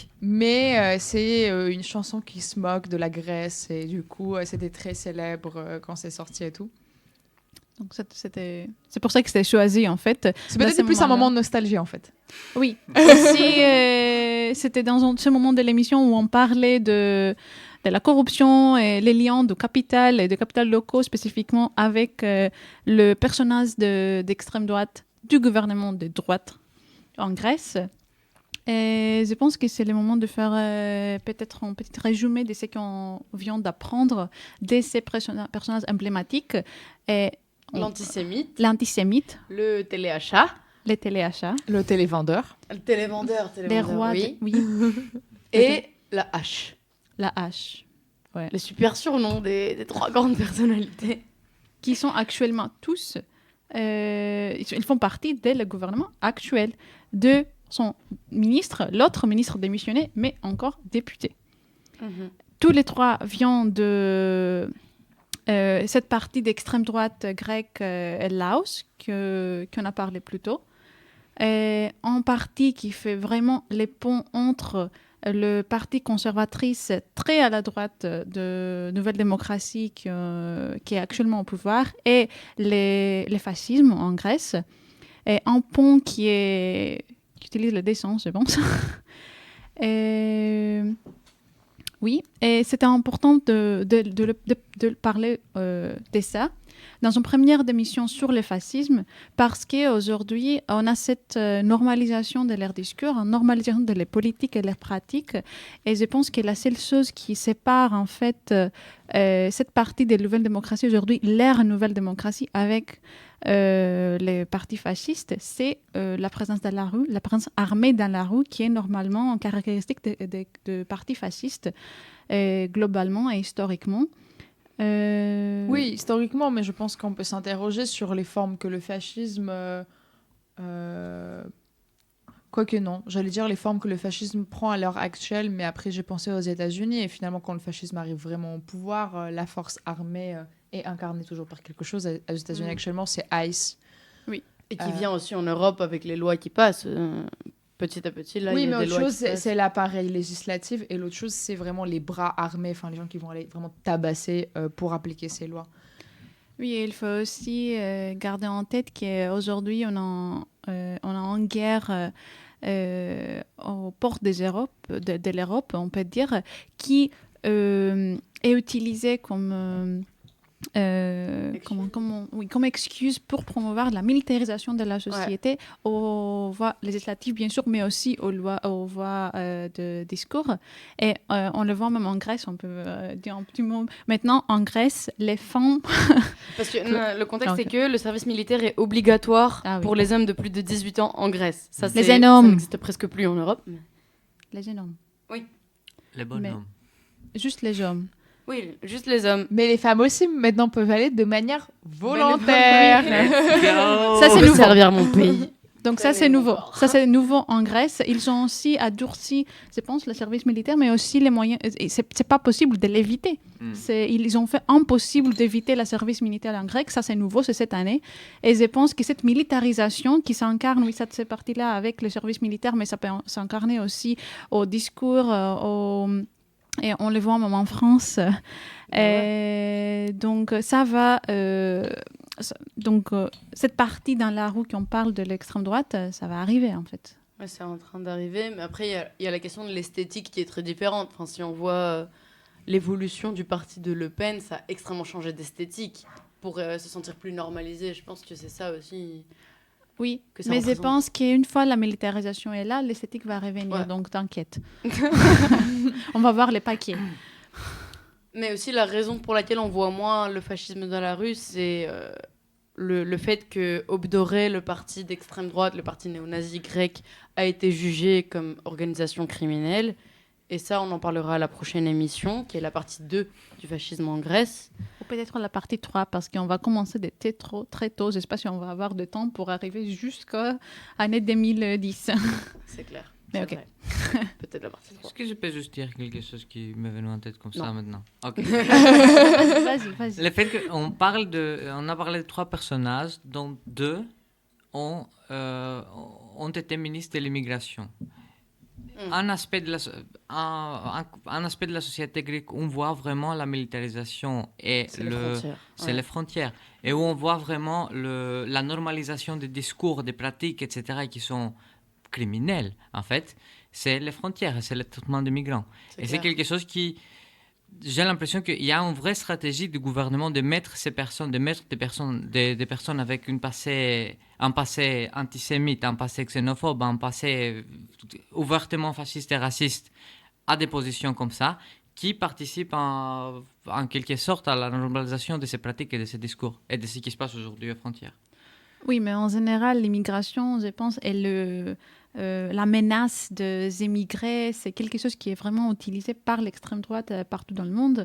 Et on le voit en France, on le voit en Grèce. En Grèce particulièrement, on le voit partout dans l'Europe. Cette Europe forteresse qu'on parle beaucoup, cette centre de rétention des immigrés sont aussi en forme, peut-être pas de militarisation, mais bien sûr de...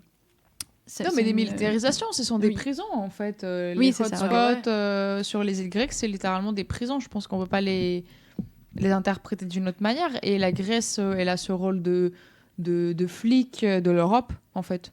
Il y a Frontex qui collabore avec les gardes-côtes grecs. Après, ce qui est aussi à noter est qu'à la base, les hotspots, les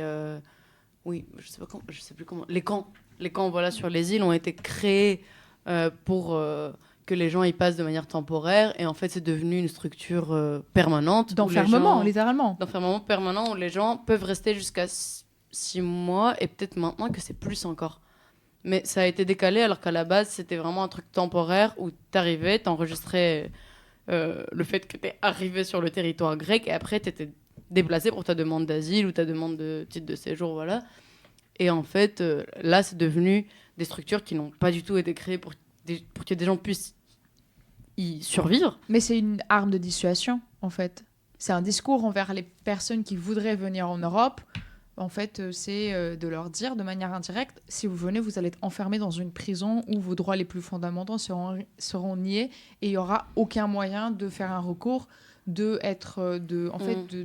simplement de se présenter devant un tribunal, d'avoir un jugement de leur demande d'asile juste. Enfin, Et même un jugement tout court, parce que ce qui se passe là maintenant avec la guerre, c'est qu'il y a eu, comment ça s'appelle l'examen des demandes d'asile des personnes venant d'Iran ont été congelés, je sais pas, bloqués. Oui. Du coup, les personnes ont déposé, genre elles ont le droit d'enregistrer leurs demandes, mais personne les force les autorités grecques de les examiner. Du coup, ce qui se passe, c'est qu'elles sont dans l'incertitude complète parce que tant qu'on ne sait pas si le régime iranien tombe, bah, on peut pas examiner s'ils sont vraiment persécutés dans leur pays. Donc, on va pas les examiner tout court jusqu'à ce que la guerre soit finie. Donc, les personnes vivent dans ces prisons encore plus longtemps, mais c'est légal. Mais même avant... Pardon.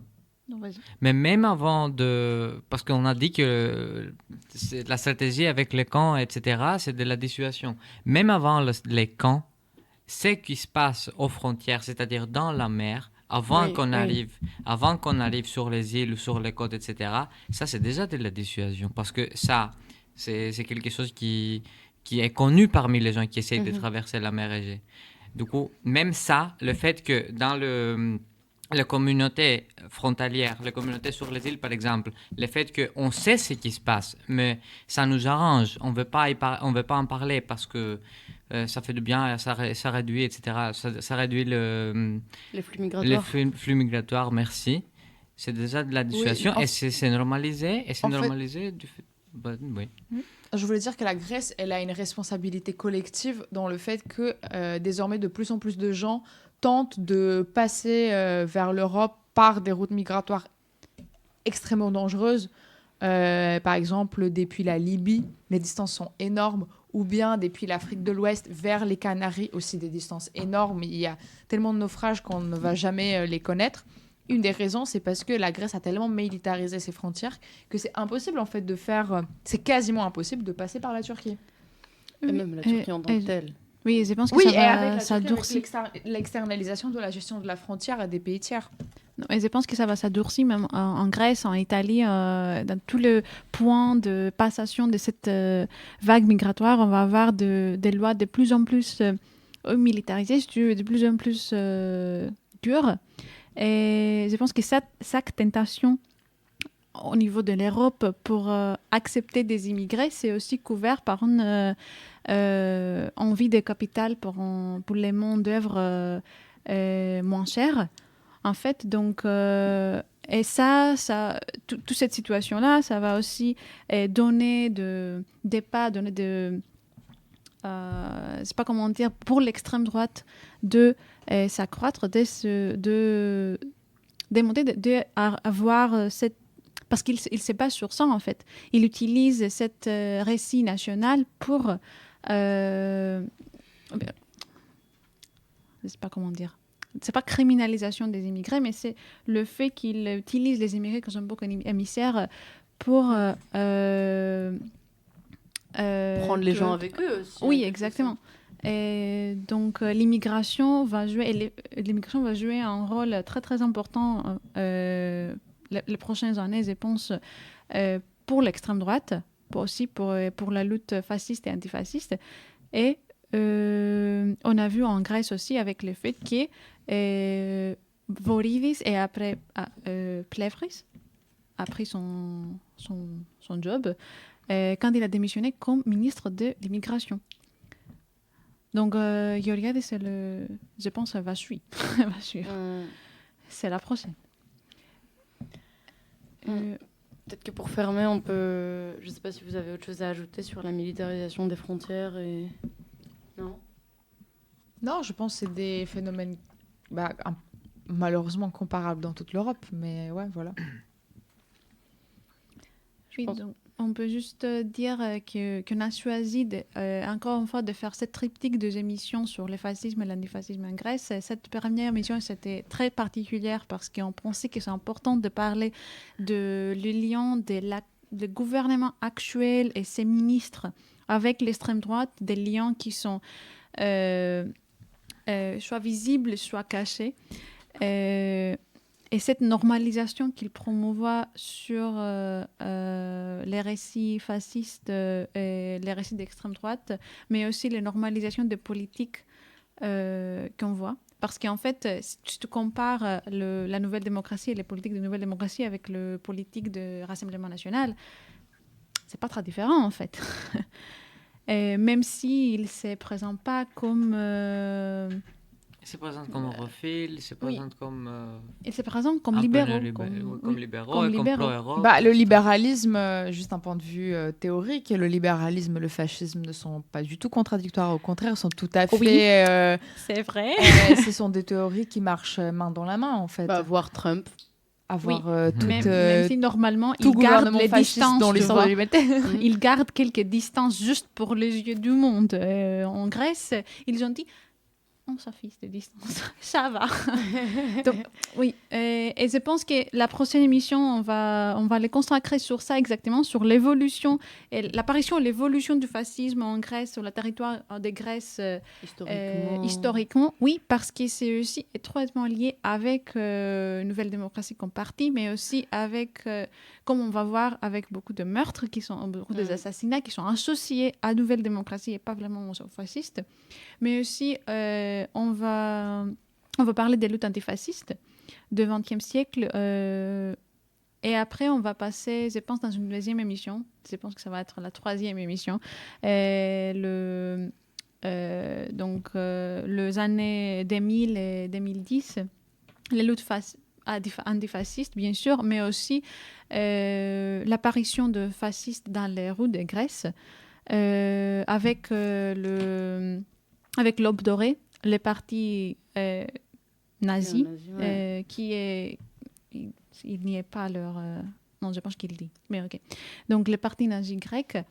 Et on va parler un petit peu sur l'action antifasciste dans les rues, l'action antifasciste dans le... Tribunal. Oui, dans le tribunal, bien sûr, parce que c'est très important, parce que je pense que c'est unique dans l'Europe, peut-être dans le monde, qu'il y a une partie néo-nazie en 20e siècle, 21e siècle, qui est jugée comme organisation criminelle, qui est condamnée, en fait, même dans un pays où la justice n'est pas exactement le plus fiable. Oui, désolé. Donc, on va parler de tout ça dans les deux premières émissions. Donc, c'est tout, je pense, pour l'instant. Eh ben, bonne Donc, soirée. Merci beaucoup de nous avoir écoutés. Bonne soirée. Vous pouvez nous retrouver sur Instagram et aussi retrouver nos textes, si vous voulez lire de manière extensive, sur nos sites qu'on vient d'inaugurer. Voilà. Vous pouvez trouver les liens sur Instagram. Et les replays des autres émissions sur YouTube. Oui, à la prochaine, la première dimanche du mois. Avant terre.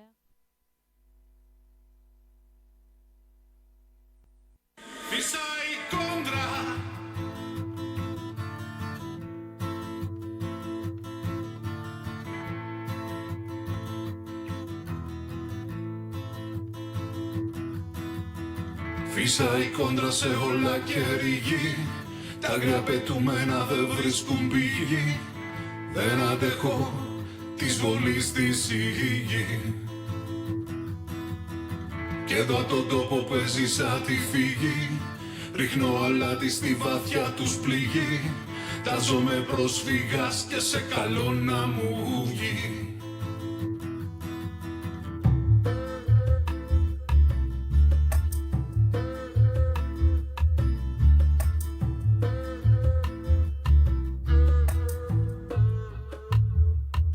Γυρνάω στον κόσμο πουθενά, δεν βλέπω ξένο που μένω. Γυρνάω πίσω και από ποιον συναντήσω μαθαίνω. Τίνω, παίρνω, ανασένω, από τα χρώματα πληθαίνω, από τα αρώματα. Μαγεύομαι και ταξιδεύω, γυρεύω για όλους μας το ίδιο μορφό. Στεγαστρώ, φτιάχνω φωτιά, για ποιον θέλει κόσμο ατεριαστό. Για τα μάτια ενός παιδιού που ψάχνει γη, κρέμιζω ουρανούς. Λυτρώνω μάνες και γιου. Κάνω τη γλώσσα μου την πορφυρένια, το φιο μολύβι. Και την ψυχή μου ένα πέραντο από στίχους καλύβι. Ρίχνω το κάστρο σας, φτύνω του άστρου σας την κοχή. Γίνομαι άβρα, αλμύρι και στέρνω βροχή. Πάρε τα όχι και ξεκούρνιασα απ' αυτή τη γωνία που στο κουφάρι σου πέταξαν τα κλεμμένα μαθονία. Άρνηση μου στομωμένη, λύσου καημένη. Γίνε κλωστή στην ανέμη τυλιγμένη να σου δώσω μια. Να γυρίζεις για πάντα και πάντα. Να σου φυσάω πρίμα, κράτα μου αβάντα. μέχρι να βρουνε απαγγιό όσοι ζουν σε φύγη. Καινούρια αρχή και σε καλό να τους βγει.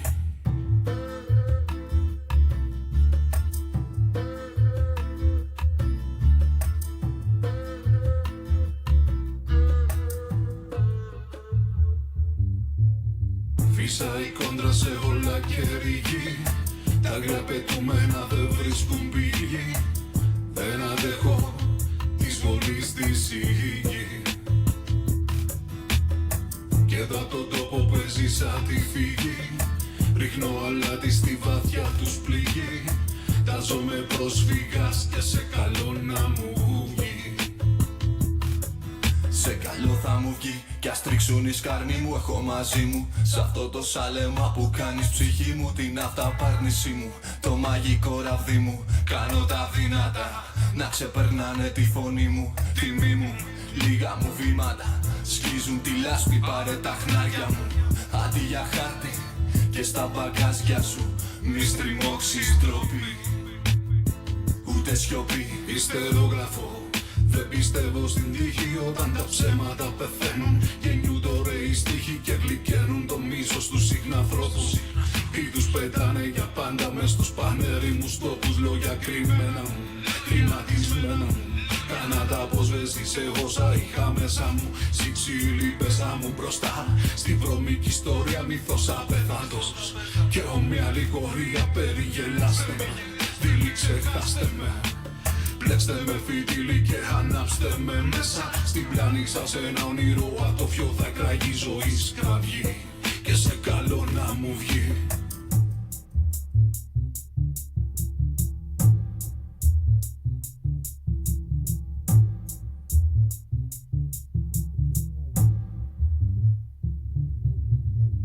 Φύσα η κόντρα σε όλα και ρηγή. Τα άγρια πετούμενα δεν βρίσκουν πηγή. Δεν αντέχω της βολής της η γη. Και εδώ απ' τον τόπο που έζησα τη φύγη.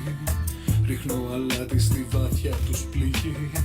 Τάζομαι πρόσφυγας και σε καλό να μου